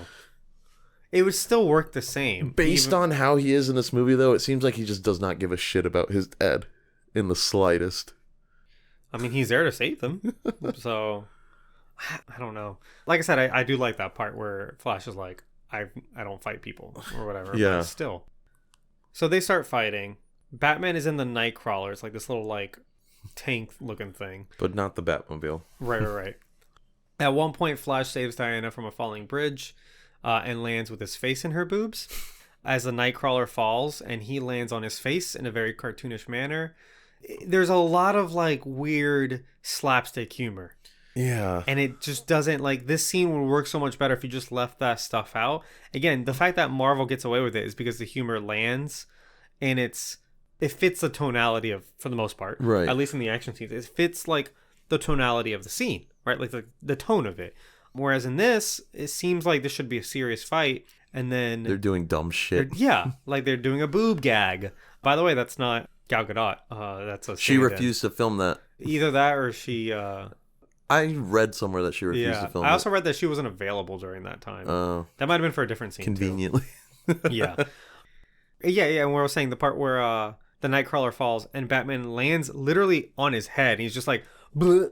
It's like almost like a cartoon. You run into a glass and your face kind of like smacks up against it gag. Mm-hmm. Like think about when Thor does it. Yeah. You know what I'm saying? But Thor is also like superhuman. Weird decisions, because all of this stuff was added into this scene. Yeah, and there's also a couple lines when Batman gets into the Nightcrawler. Originally, he says, "My turn," and then starts shooting parademons, which is cool. In this one, he says, "I didn't bring a sword," and then he starts shooting parademons because Wonder Woman has a sword, and so that's the line. Was that supposed to be a quip? I guess. Earlier, Flash says that he doesn't like tall people or obnoxiously tall people. It freaks him out or something. Freaks him out because, again, he's weird in this version of the movie. And Batman says, Jesus, he is tall. It's just a bunch of humor that I feel like does not work at all. It just seems forced. Yeah. Anyway, Steppenwolf reroutes a missile to the wall, allowing water to flood in, but Aquaman shows up to slow it down so that the rest of the team can escape on the Nightcrawler. Cyborg recovers his mother box. Again, all that's mostly the same. Just, again, poorly edited this time around, so it's faster. Again, this scene, you almost have something here. If it wasn't for, like, the bad slapstick. Honestly, all they really had to do was not change anything. Yeah, it's good. It's good in the first scene. movie. The scene was fine. Yeah, if anything, like, cut it down if you want to cut it down, if you need it strapped for time. If you needed to change, like, the Flash thing for the Victor thing, okay. But that's the only changes you really needed to make. And I would argue that wasn't necessary. Yeah. Well, and like especially if you're trying to save time, why are you adding more stuff? Yeah. And they took out the I love this part from the trailer where a parademon shoots Flash and he dodges it like in 3 times real quick. Oh. And it kind of shows off like his this movie's way of doing like a speedster. Mm-hmm. You know, where he's just kind of like in and out of different like flashes real quick. Yeah. You know. Anyway. The Russian family barricade their home. The daughter reaches for bug spray. Again, more time we don't need to spend with this family. The team reach the Batcave to discuss their plan. Victor explains the mother box can destroy and create life, and Bruce suggests that it could revitalize Superman. Diana protests the ethics of bringing him back to life, and the two get into an argument. In Bruce's samurai room, that's new by the way, Alfred also expresses doubt for raising Superman who may be at peace. Bruce, although admitting Clark was more human than he is, says he'll get over it. But I think when you were watching this movie, you texted me and like, hey, they're already talking about bringing Superman back to life, and it's been like 40 minutes. Yep. It does happen super quick. Like they get there and he's like, we can bring Superman and back there's not much of a plan to like, they don't plan this at all. They're like, oh yeah, if we do this, maybe we can bring him back. Let's do it. Yeah, I think because they cut so much out of it's solving problems that they create. They cut so much out of other scenes that certain scenes they want to extend. Okay. And this is one of them because in the Snyder Cut, the decision to bring Superman back happens differently, but also quicker. It's also a unanimous decision. Yeah, like they don't have a whole argument. But because the team hasn't spent any time together in this cut, because all that stuff was cut out, they need more team building stuff, right? This isn't really team building though. This is like, oh hey, I disagree with you. Let's fight about it. Right. I think this is Joss trying to recreate like the Avengers. The scene with the helicarrier scepter, scene where they're in the room with the scepter. Yeah, and they're all arguing. The difference is that's a very well written scene, like really pitting like these characters against each other because those are those characters like they all very different personalities. Like they're very different. Exactly. So you've got Tony Stark who's kind of egging on Captain America, and Captain is like sticking to his things, and Thor just thinks it's all a gag because he's way stronger than they are. And Bruce gets angry. Like, Joss Whedon found a really good way of like putting those personalities up against each other, and that becomes like a team building thing. Later on, they become more of a team because they have those arguments. And this is, there's I don't no know, payoff like, I don't for really, the argument. there's a leadership theme going on here, because Batman is kind of this reluctant leader. He's always been a loner, and so now he has to lead a team, and it's not what he wants to do. He tells Alfred that Superman would have done much better because he is a leader where Batman isn't. Right. Which is a little odd because isn't Batman kind of the leader of the Justice League? I don't know. I think like logistically sometimes, but not like when it comes to like bringing people not together, like leadership and personality, and that kind of thing. Yeah, so he like calls out Wonder Woman for like, I don't know, something about Steve Trevor, and so she like pushes him.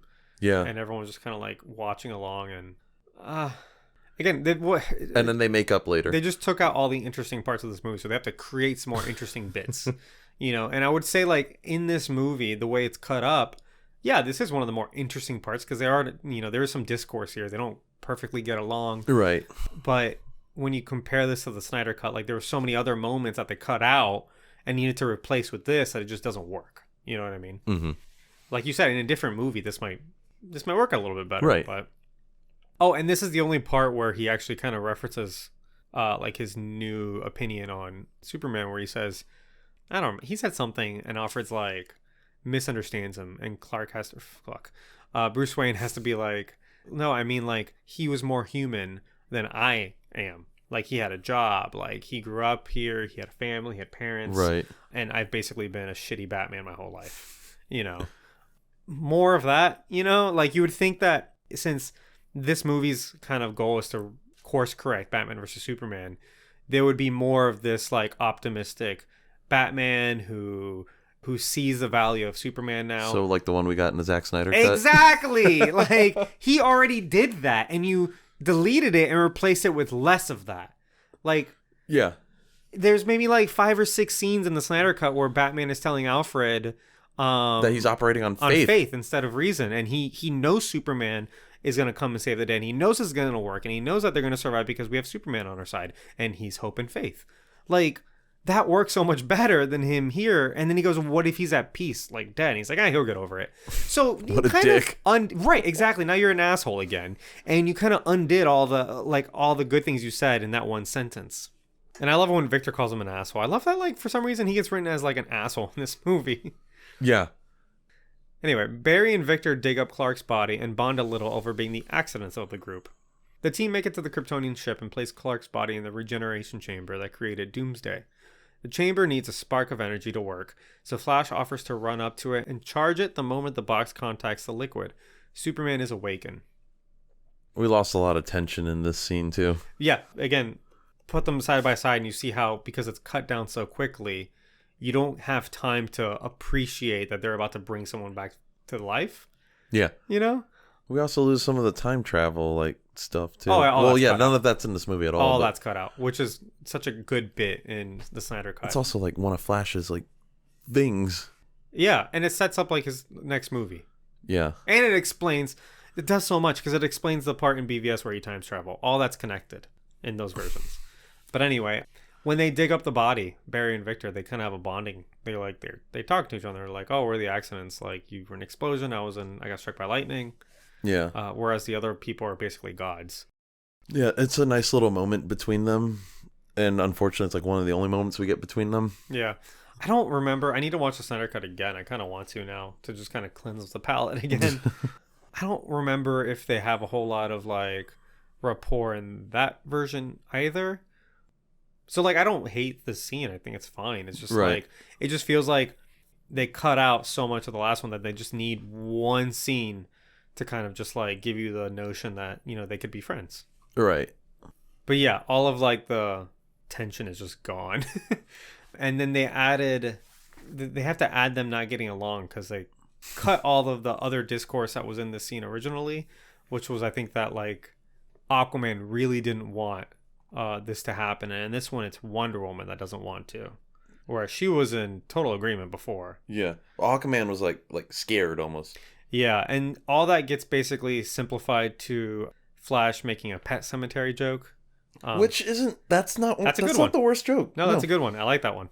But again, it's just kind of a way to simplifying like many other minutes of screen time.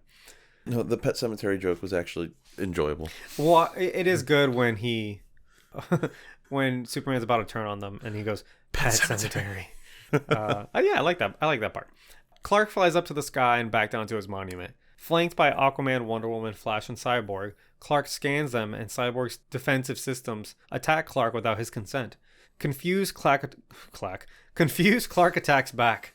The team tries to restrain him as the Flash runs around his back.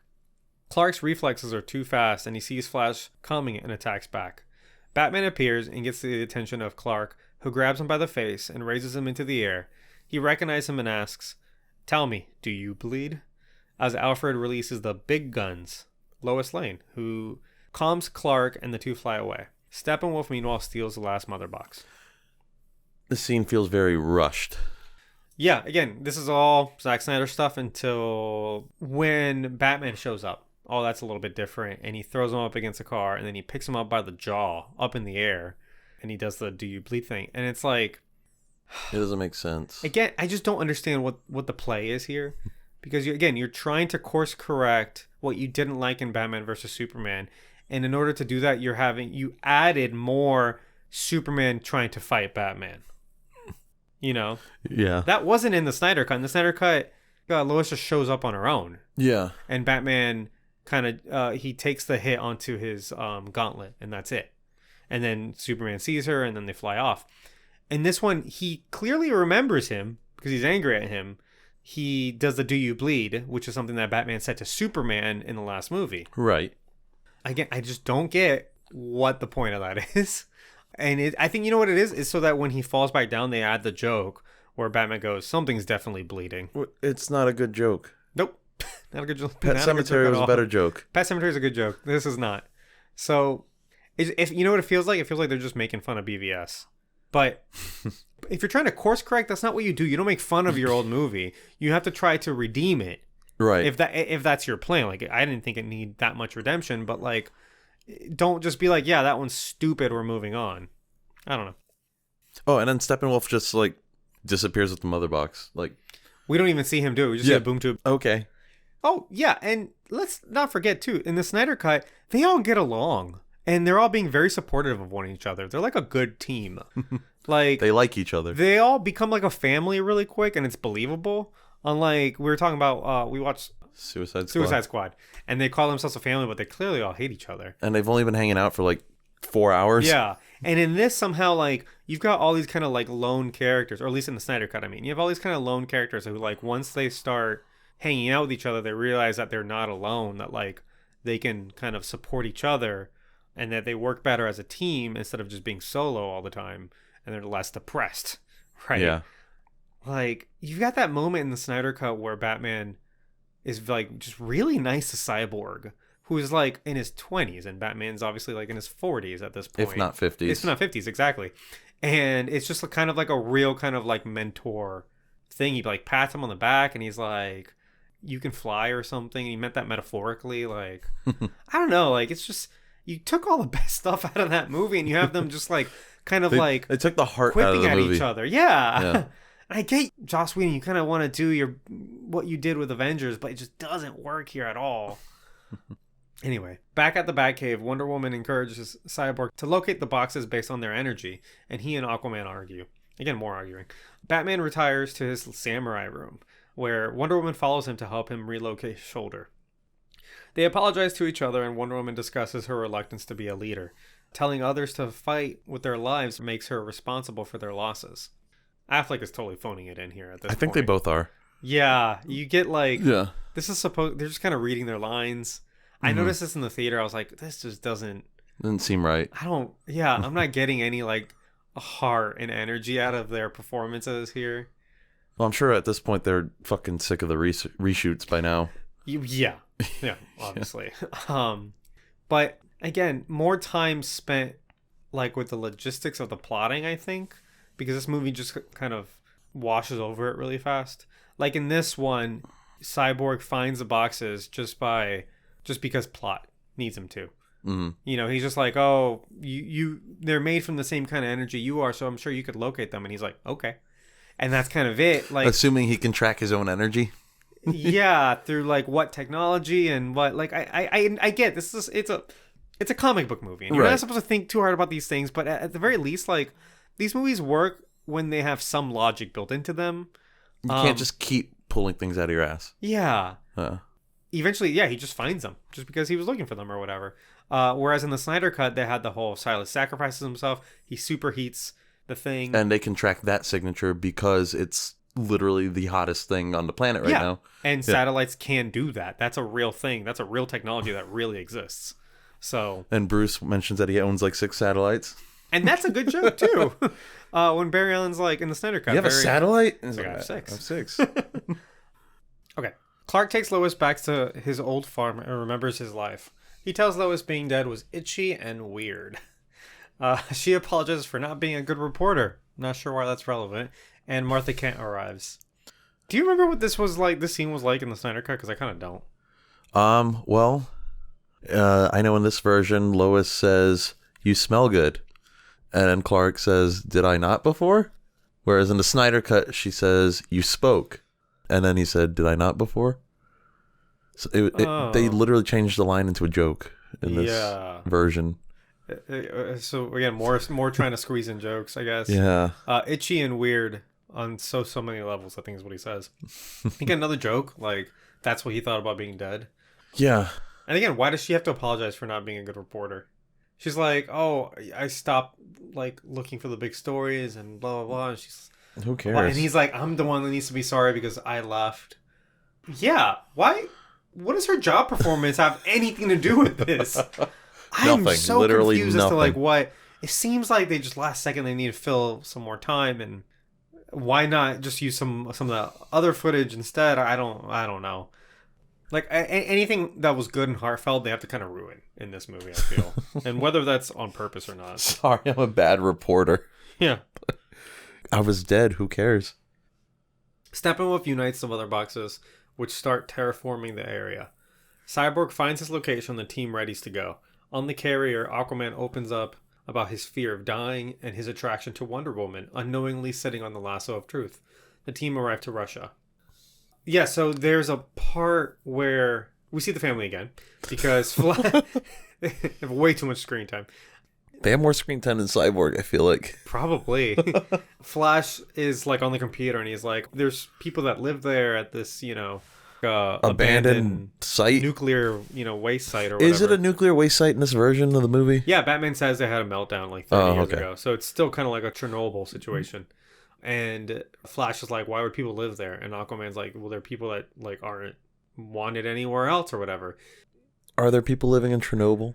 No, because it's very dangerous. Because you can't live there.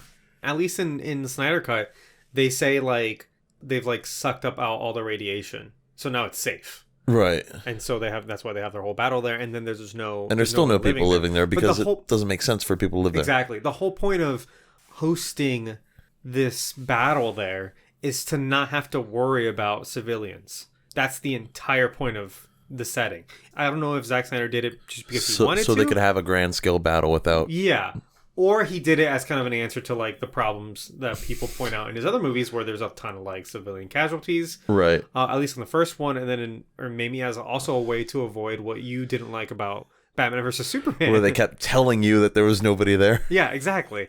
Like, here's a place where nobody lives. But in this movie, they're like, but actually some people live there. So... And we got to save them. Yeah, because if you watch like Avengers and Avengers Age of Ultron, the Joss Whedon movies, he always, when there's like a big disaster, he spends some time with the perspective of like a civilian. Which is fine. Okay.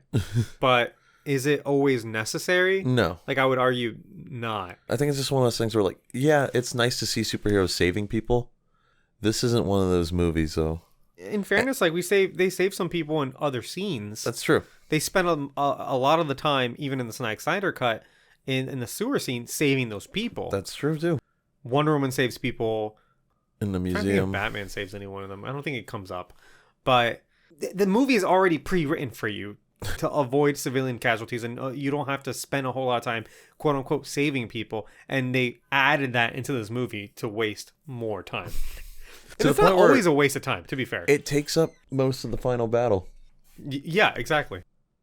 Even when we look at, like, if you just look at Marvel movies, a lot of those movies have, like, civilians in danger, and they're being saved, but they don't always follow their perspective.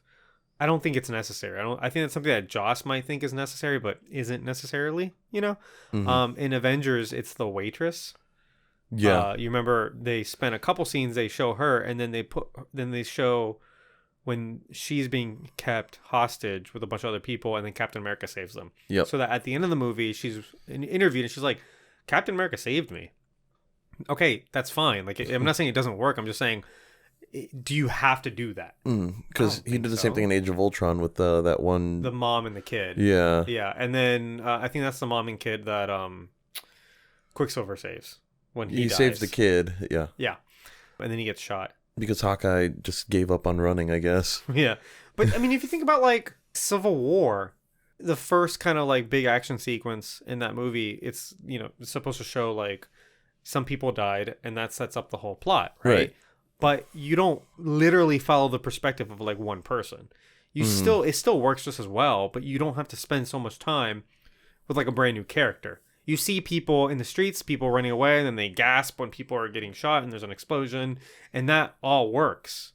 You don't really need to, like, follow a Russian family around for 10 minutes. Especially since, like, I didn't, like, bond with them or anything. I didn't feel anything particularly for them. No, because you don't spend enough time to get to know them either. Right. Like, that's the thing. They're like, just there. It's an awkward middle ground. Like, either spend more time with them or less time with them. We also had the Aquaman sitting on the lasso. Did you like that? No. You didn't. Maybe, like, bits of it, but it just seemed kind of dumb. The whole, like, me being afraid to die and stuff, yeah. Then it got a little weird when it's like, oh, you are so attractive, blah, blah, blah, blah, blah. I think it's that they on paper it's not bad. They cut out so much of stuff in this movie that they have to add in moments with each character. So that they can be, quote, unquote, bonding. Yeah. So they're like, we need an Aquaman moment. What's he going to do? And he has this, you know, they've kind of established him as like this rugged, cool guy. But in reality, he's afraid of dying. Yeah, like, what would be funny? Well, you know, if he has this moment where he breaks down and talks about his feelings. And yeah, also, because men don't do that. Yeah. Lol. And also, you're gorgeous. I know our people fought, but that was before my time. And objectify Wonder Woman some more. I saw like an Instagram post of like how much like objectification there is of Wonder Woman in this. There's a lot. Quite a bit. Yeah. Whereas, you know, in her movie, and then also like in the Snyder cut, like she comes off as more like powerful, right? And like you can look up to her. She's a hero. And this one, she's a hot piece of ass who also kicks ass. Shot. Boom. Yeah. Also, she just, if you say something to her, she'll just smile at you and be like, okay, thanks. I thought that joke was good when I saw it in theaters, but then I'm like, the more I think about it, I'm like, I'm not really that married to it either. He does say to Flash, if you say anything about this, I will send every piranha in the ocean after you or something. Yeah. Which is, all right. It's whatever. It's not horrible, but it's like not necessary either. Batman breaks into the force field and plays the siren he recorded to attract the parademons. The Unity continues to grow weird-looking purple plants that force a Russian family to abandon their home. Batman's plan is to handle all the parademons so that the rest of the team can fight Steppenwolf and separate the mother boxes.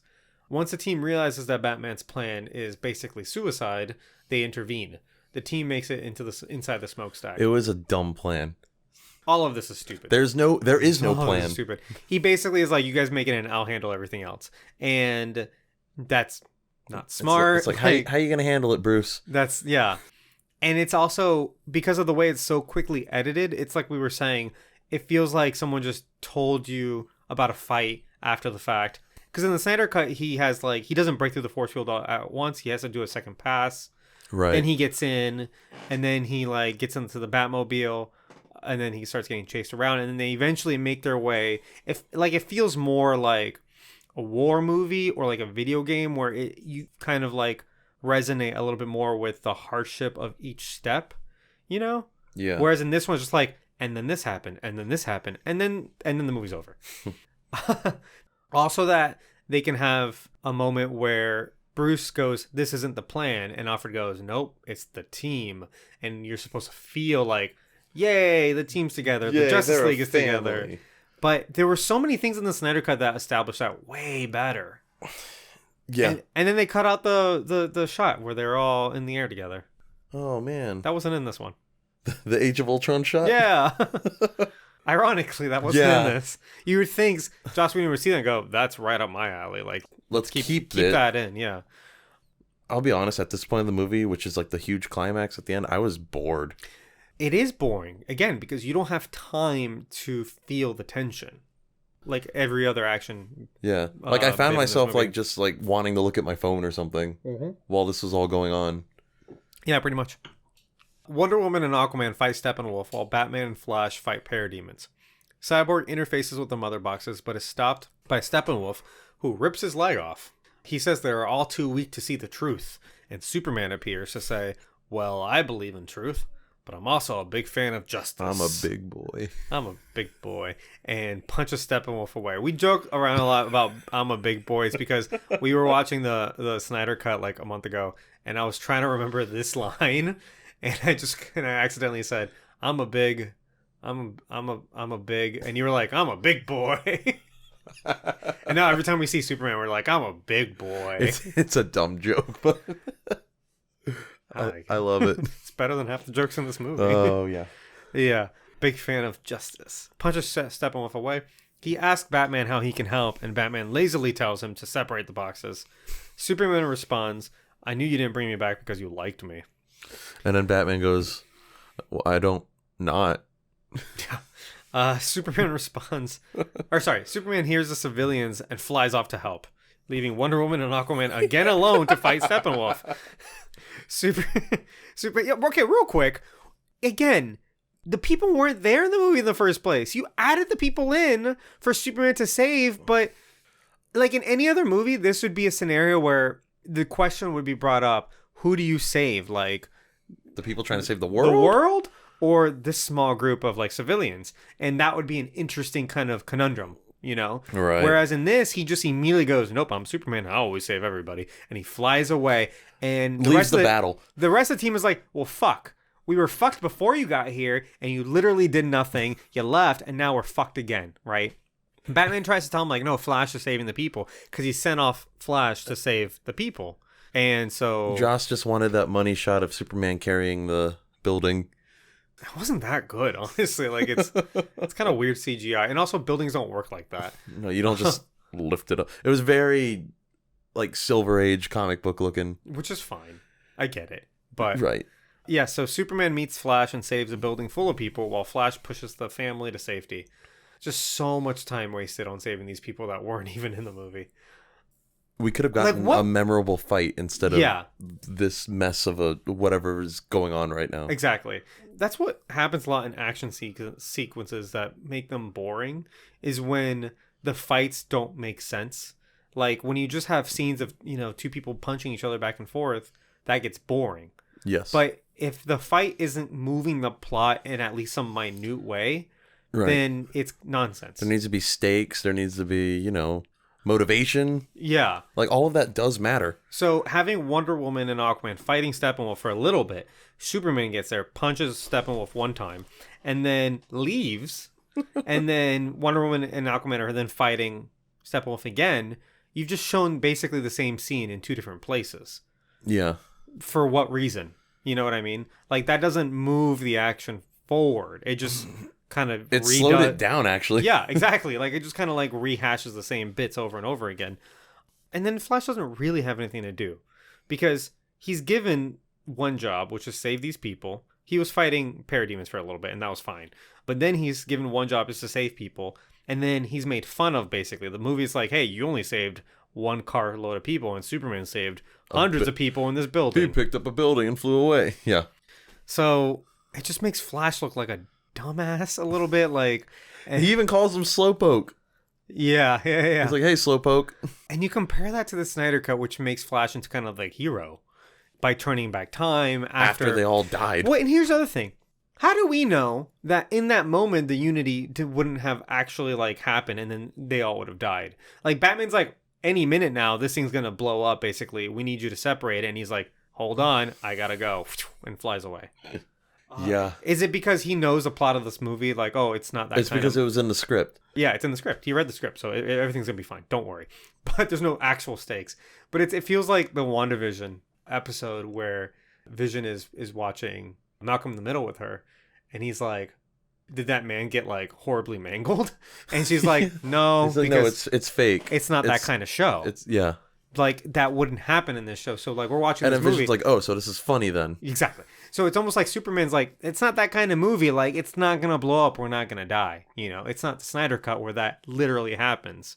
Killed everybody, Superman included. Exactly. Superman returns to help Cyborg separate the boxes, which causes a blowback that knocks him on the ground. They laugh about their pain together. It's the part where Cyborg's like, I don't know how it's even possible for my toes to hurt, but my toes hurt. Oh. That's another thing where it's like, on its own, it wasn't bad. In this movie, it felt weird. I think it was bad. Like, I think it was just supposed to show them, like, bonding. A little bit. They're supposed to all be having fun together. That's the thing. Even though this is like a world-ending event. This isn't, it's not the moment for that. But. Yeah, they're all having fun. Anyway, angry, Steppenwolf tries to fight, but Superman freezes his axe, and then Wonder Woman destroys it. I did like how we saw his freeze breath in this. Yeah, but it doesn't look good. No, but that's what I thought. It's cool that we got to like see a new power from Superman. Okay, sure. It's cool that it exists. Yes. But it looks really bad in this cut of the movie, whereas in the Snyder Cut, it looks really good. So how do you already see it and go, we're going to do the opposite of that and make it look worse? It's like, I'm trying to be as objective as possible. It looks worse in this one. He like takes a big breath and he's like, and it just looks really kind of CGI breath moving. I don't know. Because in the Snyder Cut, it just kind of freezes. He like blows on it and it freezes kind of slowly and gradually. It's a bit more subtle. Yeah. I think that's what. Anyway. Angry, Steppenwolf tries to fight, but Superman freezes his axe and then Wonder Woman destroys it. Now afraid, the parademons turn on Steppenwolf's fear and swarm him back through a boom tube. Cyborg says, booyah. The team look onto the site, which is now growing beautiful flora. So that entire thing at the beginning with like they smell fear, that led to this.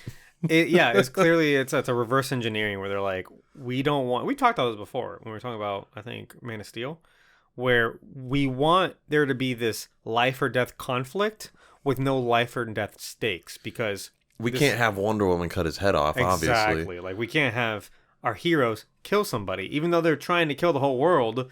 We can't have that. So we have to create a scenario that either the bad guy kills themselves or just something happens and then we don't have to get our hands dirty, right? Yeah. And in this one, all this whole fear thing, which wasn't in the Snyder Cut, is reverse engineered from this, where they're like, all right, how do we get Steppenwolf out of here without us killing him? Okay, well, the parademons turn on him. Why would the parademons turn on him? Maybe they smell fear. That's stupid. Let's do it. That's how that worked. Oh, he got startled, so they took him away. Did they kill him? We don't know. It almost seems like the parademons are not very good soldiers because they only go for fear, like they don't listen to your commands. Yeah, not a good army to have.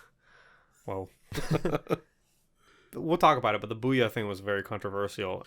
They had to really convince Ray Fisher to do it, which is why when he does it, you could see how reluctant he is.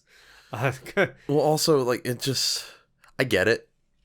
Because, in the Teen Titans show, he says it all the time. It's like his catchphrase, but it seems out of place and weird. Yeah, well, we said it in our review that we learned that Cyborg is not that character from Teen Titans. Yeah. The Teen Titans TV show reinvented his character. Right. And so, it's also very much a children's show. Yeah, exactly. Which is it's totally fair that they did that for a children's show. But for the most part, he is this character who's like this brooding, angry, tragic character. And so the whole Booyah thing came from that show, and they wanted to put it in this movie. And he's like, it doesn't fit his character. We don't want to do this. And also, Zack Snyder is very against catchphrases. And I guess WB felt the opposite because in this, a lot of them have catchphrases. I don't know if you noticed. Aquaman says, all right, like 3 times. He does that in an Aquaman movie too. Oh, does he really? I don't remember that. Thinks he has a lot of one-liners in the Aquaman movie. I know that. Oh, there are one-liners, you're right. Oh, yeah, those purple things. That's new. And it's... The weird flower things? Yeah. Yeah. It's almost... Again, why... Unnecessary why was CG. That yeah, why was that necessary? Why was it necessary to turn this whole sequence red? I guess because it was too dark before, and they're like, we need more color, so instead of... The skies are red now. Because it's a world-ending event. Yeah. But not really. Every now and then, I'll go outside, like, after, like, a weird sunset, you know, where sometimes the sky's red. Yeah. And I'll be like... Oh, the sky does turn red sometimes. Sometimes. And it's always in reference to this movie because I'm like, the sky would never be this red. Why is it this red? So the purple things. It seems like they went a little further with the thought of like the mother boxes create like terraform. And so they're terraforming with all these weird It's turning the plants. area into whatever planet they say Steppenwolf is from. Yeah, which we know is Apocalypse. But they don't say it in this movie. You're right. Yeah. They say his planet. Right. Does Apocalypse has a bunch of purple flowers everywhere? I don't know. And it's such a weird, like visually it is super weird looking because they added the red onto the things and then they added the purple on. And so the purple on top of the red, it's just visually, I really don't like it. It looks really strange. And then at the end, all those things just turn into beautiful flowers. And they're all like, oh, look at that. Some reason. Look how nice. look how pretty. Bruce buys back the Kent farm as a gift and sets out to restore his mansion. Lois reads her new piece on the return of Superman and the work of the Justice League over a montage of the team going their separate ways. In the first post-credits scene, Flash and Superman agree to a race, and in the second, Lex Luthor escapes Arkham Asylum. On his yacht, Deathstroke is brought on board, and Lex proposes a league of their own. So that last post-credit scene is pretty much the same, just cut. No, it's all different. Is it different dialogue? All different dialogue. Oh. Yep. Oh yeah, the League of Their Own thing. That's in the Snyder Cut. He says that Bruce Wayne is Batman. Yes, and then Deathstroke becomes like interested in whatever he has to say. Right. So they did reshoot that, or maybe they had multiple takes. Yeah, whichever of the two. But it seems like they wanted more for Lois to do, so they had her read because early in the movie she does ask like Superman like, I get dibs at the story here. I thought she hasn't been a good reporter lately. Well, Superman's back now, so she's all about it. So it talks I don't know. I wasn't really listening. It's something about light and hope, and that Superman is back, and blah blah blah. And we see like all the League members doing like something different or whatever. That's all. I had to go back because I kind of didn't remember how the Snyder Cut ended, and it ends very similarly. But in the Snyder Cut, it's Silas speaking. Okay. Remember Cyborg's listening to the recording yeah. that he destroyed. Right. Which is not in this movie. He undestroyed it. Exactly. Yeah. And I guess they're like, well, he doesn't play a big part in this movie, so it wouldn't make sense to have him do the voiceover, so we'll have Lois Lane do it. I get all that. It's just worse. And they changed some of the scenes, too, because they have Flash running, and then they had Flash going to see his dad. They added Cyborg changing his body into the more comic book accurate Cyborg. And that's it. And his dad is there, and they smile at each other. He does a big smile. Looks really dumb. I love you now, Dad. Yeah. God, they should have just kept him dead. The shot of Batman is different. Superman, pulls his shirt out. Yeah, and you see the classic like Superman thing. And then Wonder Woman's is different because in the Snyder Cut, she goes to like hold the arrow again. Yeah. And this one, she saves another museum from a robbery. So, yeah. And they're just tied up with the lasso. Again, you could have just left those scenes in, so whatever. How do you feel about the Flash and Superman race scene? It's one of those things where it's like on paper, it's fine. Right. On execution, it's weird because he makes some more brunch jokes. Yeah. Superman's like, well, if you lose, you're off the team. And he's like, what? It's like, no, I'm just kidding. Bruce said you had to buy brunch. That's another one of those, like, if this was a different movie, that scene would probably be fine. That's how I feel about it. It doesn't play in this movie. Because I also get like the whole like Flash and Superman do race in the comics a few times. It's like it's a thing. It almost would have been better as like the first scene of like the next movie or something. When it's still not bold of you to assume that they were gonna make a next movie. Seriously. I don't know. My point is like this movie ends in a certain tone. Right. Know? At least the Snyder Cut does. And it wouldn't really fit in that like have this kind of like fun little moment. Yeah. Also brunch. And then Deathstroke and Lex Luthor. Well, that's fine. Again, it's like a post-credit thing where it's like trying to set up another movie. That we probably won't get now. That's not going to happen. Yeah. It sucks because these are obviously like, at least Deathstroke. Like, was he like proposing making like the Legion of Doom basically? Yeah. Well, because like, Frank Manganiello was cast as Deathstroke and he was going to be in the Batman movie. He was going to have his own movie, which we just learned about like a few weeks ago because they interviewed him and he was talking about it. And he like just basically told them what the script was mostly going to be. He talked about like what the Batman script was going to be. He said like these movies would have been amazing. They were great. And it's a damn shame that they didn't. Yeah, now go forward with it. Now there's all these like more hashtags to try to get them made, especially the Deathstroke movie because you can still make that and it doesn't have to connect with other things. And it can that's one of the movies that can actually be its own thing. Yeah, and it can be cheap. Like it doesn't have to be expensive. You can put it just straight to HBO if you wanted to. Like you could do so much more here, and again, WB is very reluctant on doing that, but so that's the movie. Let's move on to the analysis portion. As usual, we did talk a lot about the movie as we break down the plot, but overall thoughts, breaking the movie down analysis-wise, what do you think? It's a mess. This is a messy movie. It's way too quick, and a lot of that stems from they're cutting it down to less than 2 hours long. Yeah. For any comic book movie, that would be problematic. For a lot of just movies, yeah, that'd be problematic. Like minus like maybe like comedies. Yeah, or like kids movies that are usually just like hour 30, or all like the slasher time. Movies. Yeah, stuff like that. But small scale films. This is not that. Perfect example. We'll probably be talking about this movie longer than the movie actually is. Oh no, absolutely. Yeah. So yeah, pacing's like just too quick. Weird changes. Too many weird changes. Like this is an inferior version of a movie that was already made, essentially. Mm-hmm. And it blows my mind that they decided to go forward with this one and push this one into theaters. You know what it makes me think a lot about is like TV and how much better TV is now in the streaming age. Right. Mostly because of like the constraints are gone.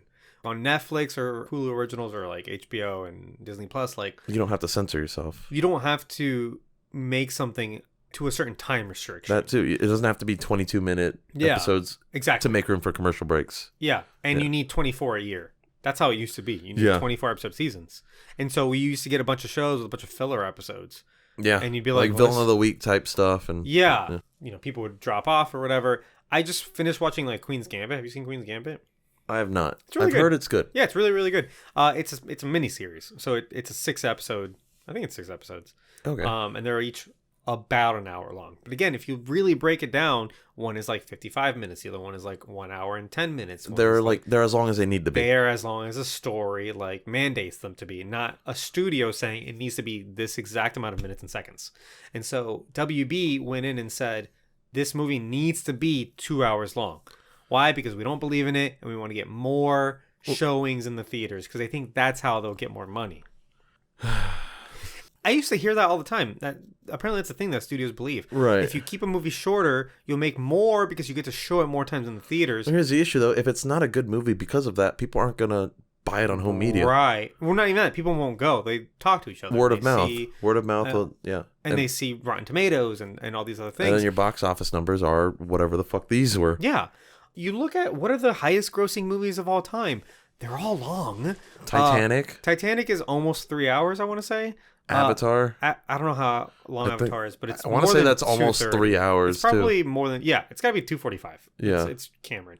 And then Avengers Endgame, that's 3 hours long. It does not matter how long the movie is. If it's good, people will watch it. And if you have to have fewer screenings, well, then you're going to put it in an extra theater. And, okay, so maybe it sells out on day one. If a movie sells out on day one that you want to see, you're not going to say, well, I guess I'm not watching that movie. You'll go on day 2. You know what I mean? Yeah. And if you really like it, you'll go twice. Think, like, back before theaters were closed, tell me a Marvel movie that we didn't see at least twice in theaters. Right. Or a Star Wars movie that we didn't see twice in theaters. I can't think of one. Captain Marvel's the only one, I think. I saw it one time, I didn't see it again. But most of these movies, I would go, and then we'd be like a week later, we're like, hey, you want to go again? And it's like, yes. And we'd pay another movie ticket, another $12 to go watch it again. To go watch it again. So you cannot tell me that shorter is better and shorter is more profitable. It's simply not. That argument makes no sense. And the other problem here is too that you have to reverse engineer from the predetermined runtime. You know what I'm saying? Like, this also happened with Avengers 2, where Disney Yeah. And or Marvel. it caused issues with that movie, and they showed in the movie. Yeah, they said that it had to be at least as long, or at most as long, as the first Avengers movie, which was like 2:30. Which was a weird mandate that they put in. Yeah. I remember Joss Whedon complained about it. And they're like, they have, it's going to be tough to make it shorter than the last movie. And, I mean, it's not his fault that... A lot of things, when we watch this movie, a lot of things I'm like, this isn't Joss Whedon's fault. Like, I don't like anything that he did here. No. But it seems like the studio is really like... He was doing what the studio told him to do. Again, it's like you're given a book that's 400 pages and you need to make it 200 pages. How is that possible? Like, read every other page? No. You can't do that. It's not something you can just do, right? Right. I wouldn't mind watching the Whedon cut of Age of Ultron. Release the Whedon cut. I really like Age of Ultron. I do too. I think it's an I think underrated movie. Without the interference that happened with the studio there, it could have been better. Yeah, you're right. So the movie is, and I said this, it's an hour 50 without credits. And that's kind of, like we said, it's the problem. There's too much of the cutting each shot, so it's shorter, so the movie goes faster. But that pacing really takes a toll if it's not paced properly. And it's even something where, like, I've noticed on this podcast, I will be like, hey, this podcast is long. Let me try to edit it shorter. And if I cut too much out between the spacing between our words, it sounds super unnatural. And like rushed. And it sounds like we're on like cocaine. And we're just like going as fast as we can.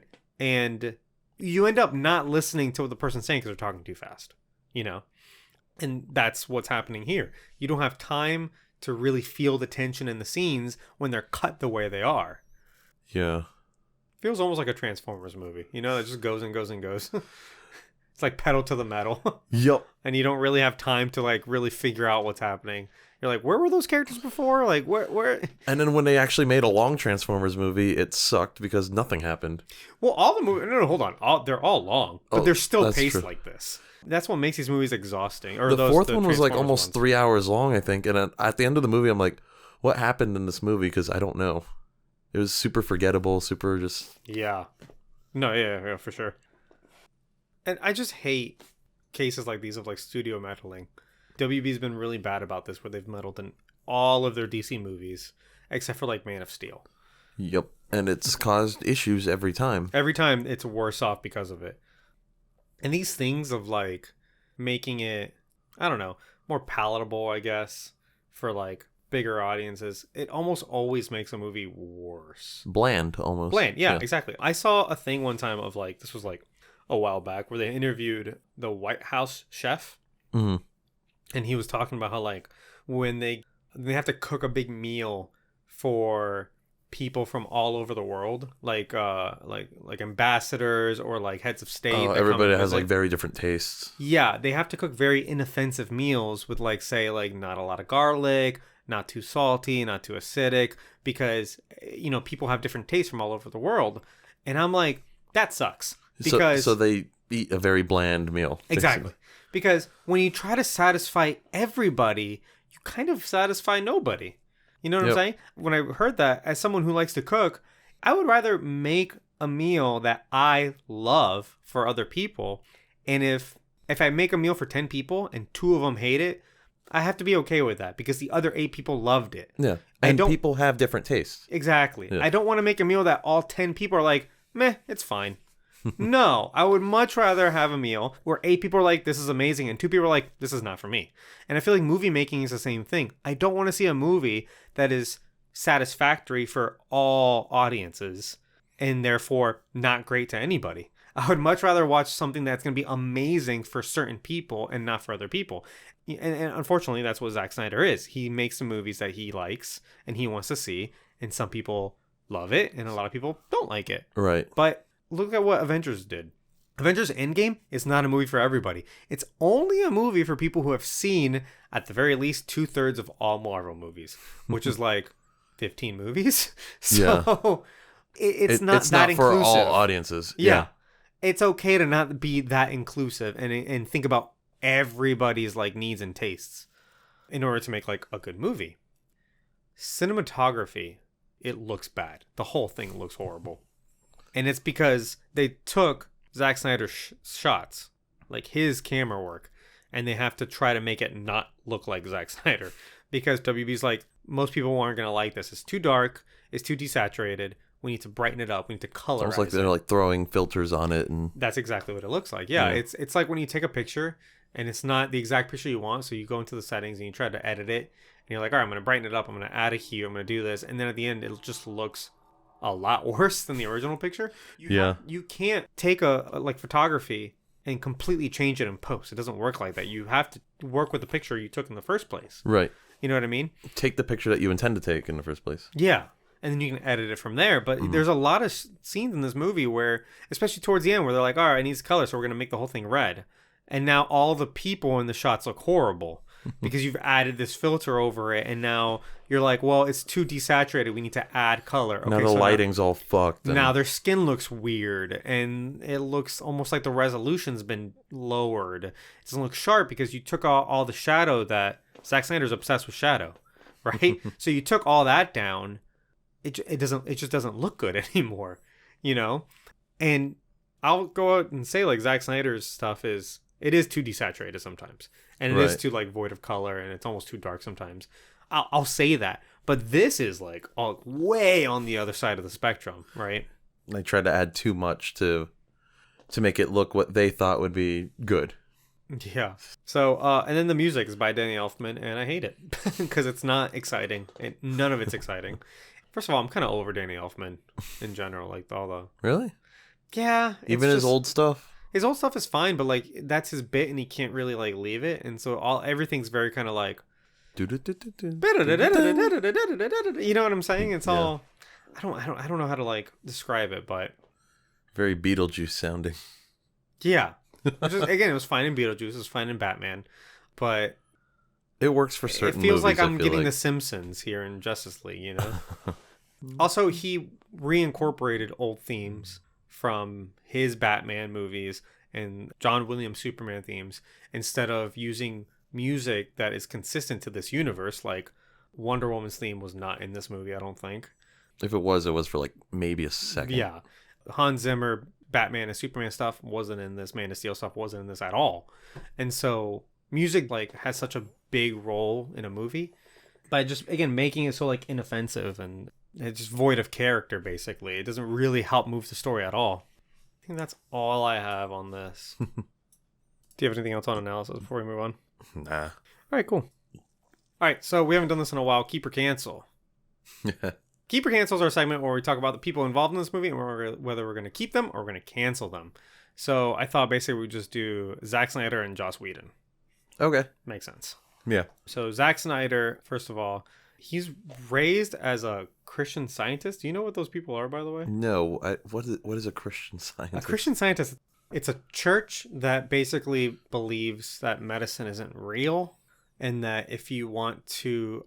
Like, if you're sick, it's because you're not praying enough. Oh, okay. And basically, when you're sick, you need to pray more. It's a very old school way of it's thinking. it's kind of strange. Basically, a lot of these people have like died because like they don't seek like medical attention when they need it, right?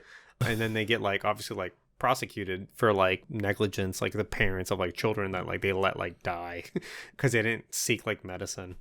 He was raised like this? Apparently he was raised like that. I don't know if I couldn't really find anything if he still is like a member of this church or not.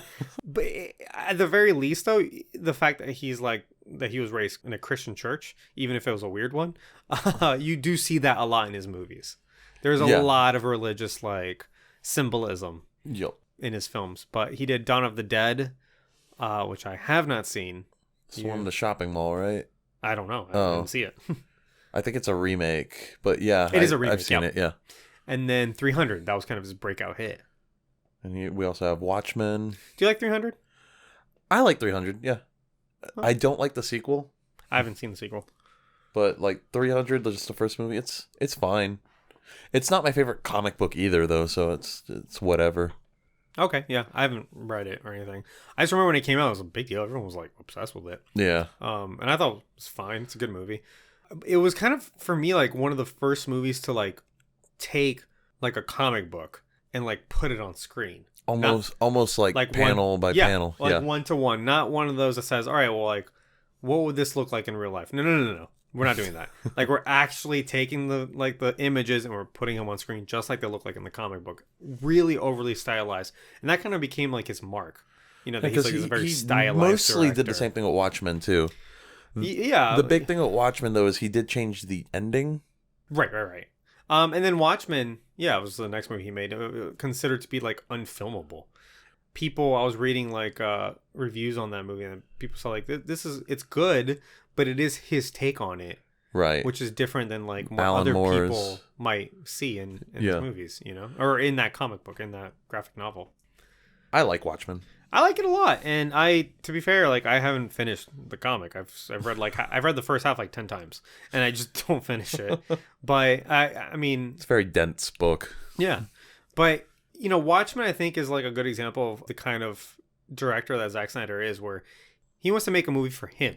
Like we were talking about with like the chef, the White House chef. Like he doesn't really care if other people are gonna like it. He's gonna put what he likes, and if the studio likes that, then make the movie. And I feel like that's what movie making should be like.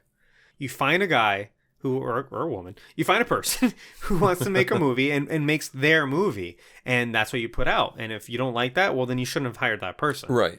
We see so many of these situations where they fire a director because, we realized that their vision wasn't ours. Why didn't you talk about that beforehand? You should know what this person's vision is going to be like. Yeah. You know, before you hire them to make your movie. And Watchmen, he's very unapologetic about the kind of movie he wants to make. He made a rated R, big budget comic book movie. And it didn't make a lot of money. It didn't make its money back, really. No. But because it was very bold in its vision. It has a big blue penis in it. Yeah. Why? Because that's who the character is in the comic book. He didn't censor that for the movie at all, because then it defeats the purpose of making this whole fucking movie, right? Yeah.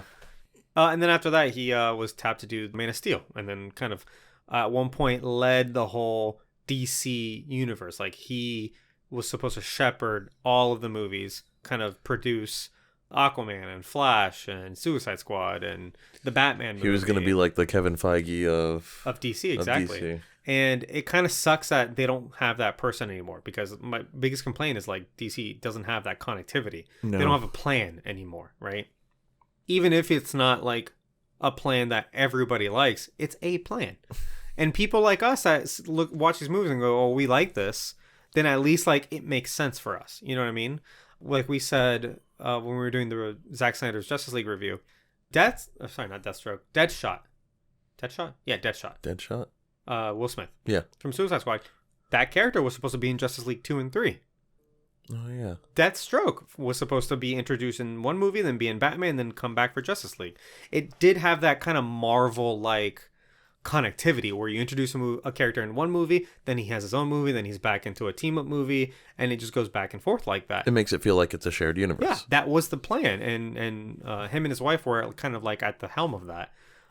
And then the other thing he does a lot is slow motion, which people are like, take it or leave it. Like, people like it or they hate it. I do think there's maybe a little bit too much of it, but it's not all bad.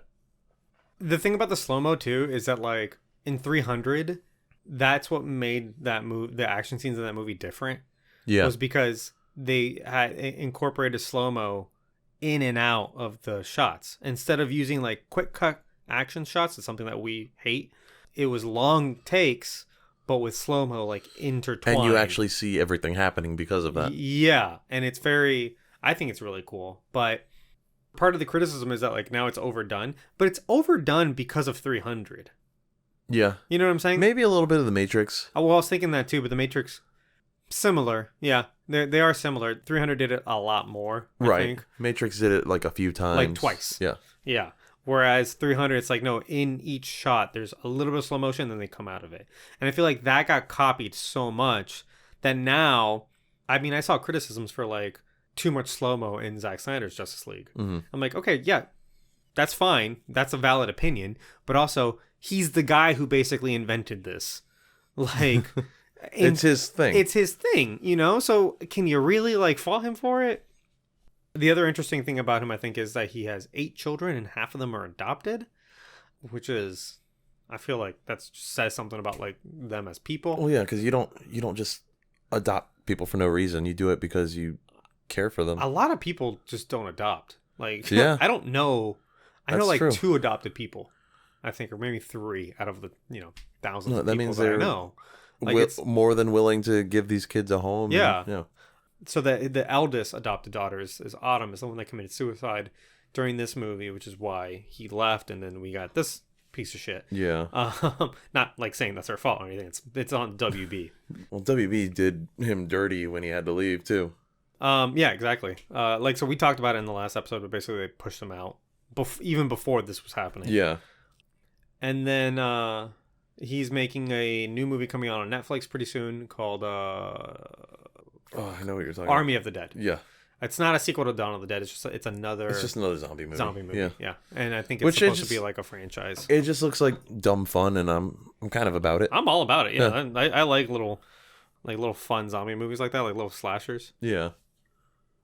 The other thing I get a lot when I kind of read about Zack Snyder, especially in this scenario where you had Joss Whedon and all the things that happened with Joss Whedon, that he's abusive on set and the kind of like leader and boss that he is compared to Zack Snyder, it seems like everybody really likes working with him. Yeah. That he's just overall just a really nice guy, a really good guy to work with on set. Like, I'm not really into like, oh, so-and-so, sucks on a personal level, we need to cancel them, blah, blah, blah. Like we say, keep or cancel is kind of a joke. Right. But there is something to say about like workplace.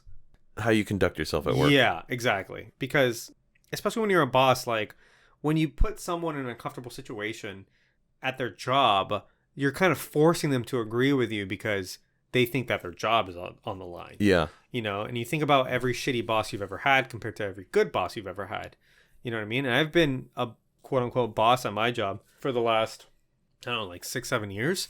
And so it's something I have to think about a lot. Like, I do not want to come off like a Joss Whedon. I want to come off like a Zack Snyder, and yeah, Right. I do have to tell people to do things, but That's part of the job. It is part of the job, but how you do it is very, very important. That you kind of like, Don't be an asshole. yeah, that you come across as saying like, no, we're doing this together, and together we're going to have the best possible outcome. Like, Right. working together.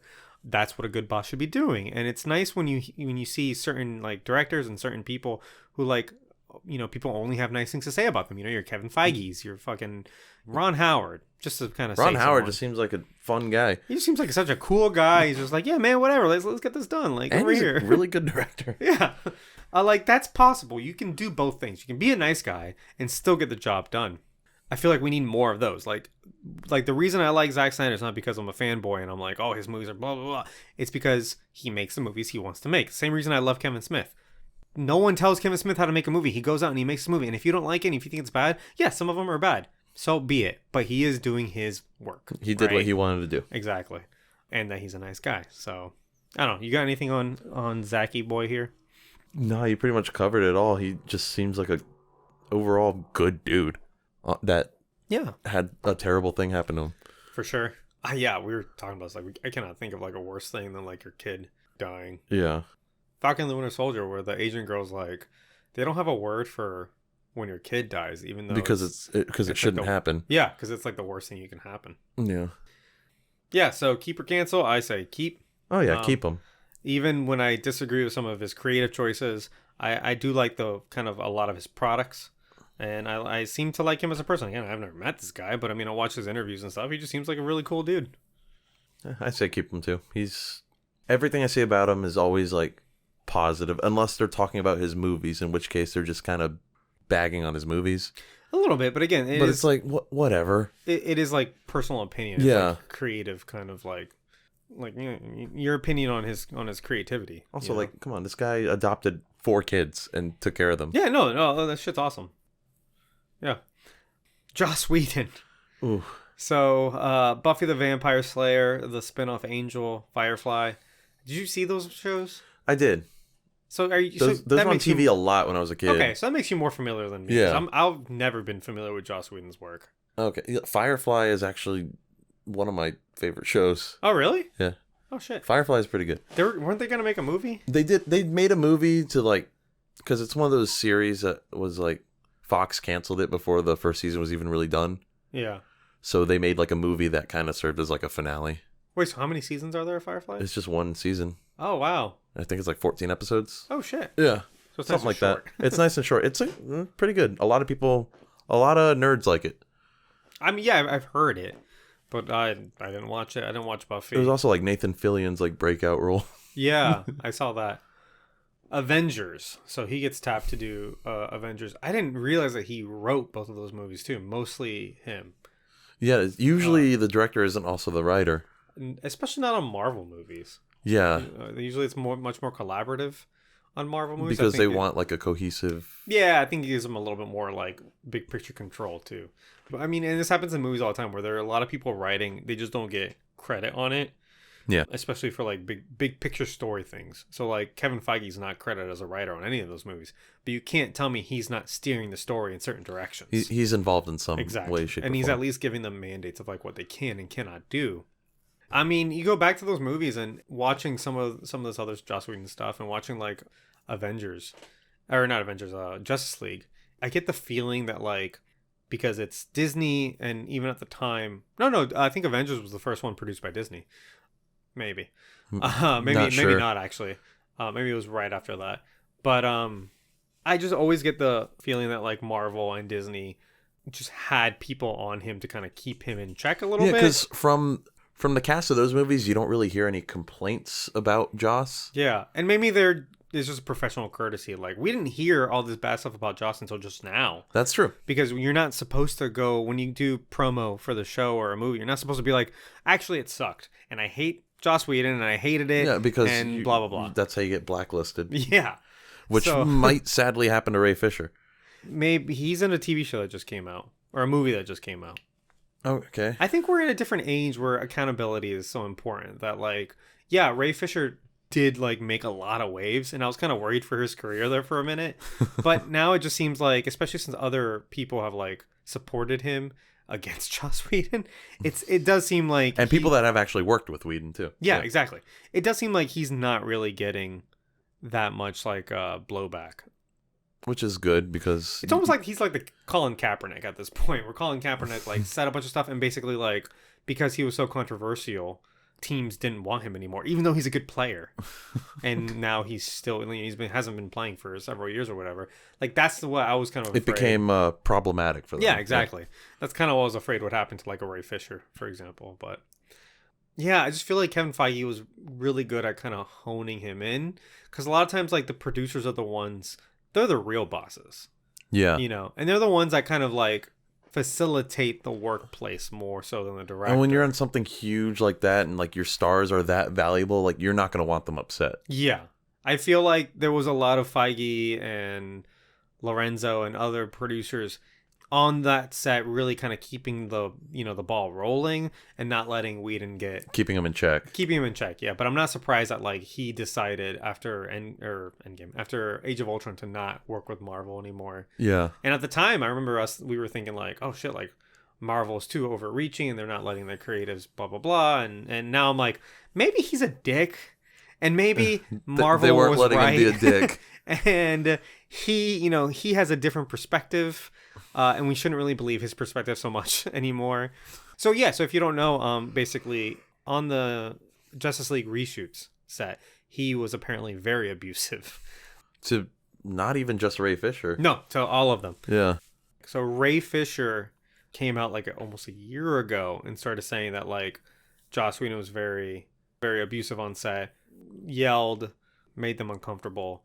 And since then, Gal Gadot and what's his name? Jason Momoa both kind of supported him. They said something similar without getting too much into it. Yeah. Basically, they were a little more careful with their wording. Yeah. There's a really good Hollywood Reporter article I'm going to link below. Also, there is an Empire article that came out today, I believe, or yesterday. Same thing. They interviewed Ray Fisher. Since then, several more actors have kind of come out in support, including Carissa Carpenter, who was in Buffy, yeah. Michelle Trachtenberg, also who in a lot of Buffy. people know was in Buffy. She said that there was a rule on set that she and Joss couldn't be in the same room together. Yeah. Which is so weird and creepy. Yeah. It's there was no more context really given. But yeah, exactly. I'm like, I want to know more, like why, because she was underage at the time. Right. So it's like, why? What did he do? Yeah, it's one of those like, if there's a rule, it's there for a reason. What happened here? Mm-hmm. You know. And Amber Benson also. And if you read like Carissa Carpenter, she basically tore him a new one too. But the whole Booyah thing, you got to read the article. The Hollywood Reporter one's really good. But he basically, at one point, him and Ray Fisher like didn't see eye to eye with the character. Obviously, Ray Fisher's character Cyborg was like completely rewritten in this movie. Yes. And he had a bunch of thoughts he wanted to like talk to them about. And Joss Whedon said, he said, this feels like I'm taking notes right now, and I don't take notes from anybody, not even Robert Downey Jr., who obviously is like the biggest star ever. It's just a super shitty thing to say to an actor. Like, you're not even allowed to talk to me. That's how important I am. Later on, like, Ray Fisher like reached out to like his agent. His agent reached out to like another producer, and then they were mad at him for sidestepping the director, and they like threatened his career some more. Then they said basically they forced him. Then they forced him to say "booyah," which he didn't want to do, and he thought it was slightly racist that they wanted him to say the catchphrase and no one else has a catchphrase. If you read him talk about it, when you read him talk about it, it does not sound good for Joss Whedon. So he doesn't really have a whole lot of projects now because of all this. I don't think he has. Does he have any? I think he does, but they're all kind of like on the back burner. So. Oh boy. So I don't know, Joss Whedon for you, like Cabin in the Woods. That's the thing he made. I like. It's a good movie. He wrote that and produced it with the guy who ended up doing Daredevil. I'm trying to remember the name. It doesn't matter. That guy. Yeah. Drew Goddard. Yes. That guy. He's good. And Daredevil's great, and he made that show. And Cabin in the Woods is a great movie. But I mean, that's just shitty. Like, he's just a shitty dude. Yeah. It's like, I like his older works. I like Firefly. I like Cabin in the Woods. Obviously, I like the Avengers movies. Buffy was fine. Angel was also, like, I like his writing overall, but he's a shitty guy. And honestly, like, if even half of what's being said is true, like, he needs to go. Yeah, fuck that guy. Cancel. Cancel him. Cancel. Yeah. So, final thoughts. This movie. Go. Terrible. Terrible? Yeah. This movie was terrible. It didn't need to exist. Yeah. You already had a roadmap for you, and you just decided to do your own thing. Mm-hmm. And this is what it ended up being. You know, like, I can't name anybody I know that liked this version of the movie. I saw a review for Zack Snyder's Justice League that was like, I think it was just very uninformed, because he was basically like, this is like a 4-hour fuck you to Joss Whedon and his movie, and you did all these things to undo that movie. And I think he thought that was the remake and not this, because this was the remake. This was the remake, and it was terrible. Yeah. No, fuck this Other movie. than that guy, which I was like, well, Jesus. Yeah, you're right. I've never seen anyone who will defend this one. Right. Maybe some people commenting on some stuff online, but that's like it. And I hate this movie. I'm going to Phantom Zone it.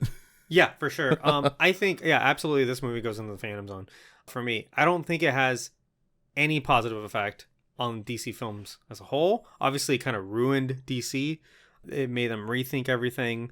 We had to fight to see the Snyder Cut, and then now they're ignoring basically anyone that wants more of kind of that Snyder direction, and they're going to do all kinds of different things that maybe aren't even connected. So, not the direction I want to go in. Overall, like, this movie is not, here's the thing, it's not terrible. You said it's terrible. That's fine.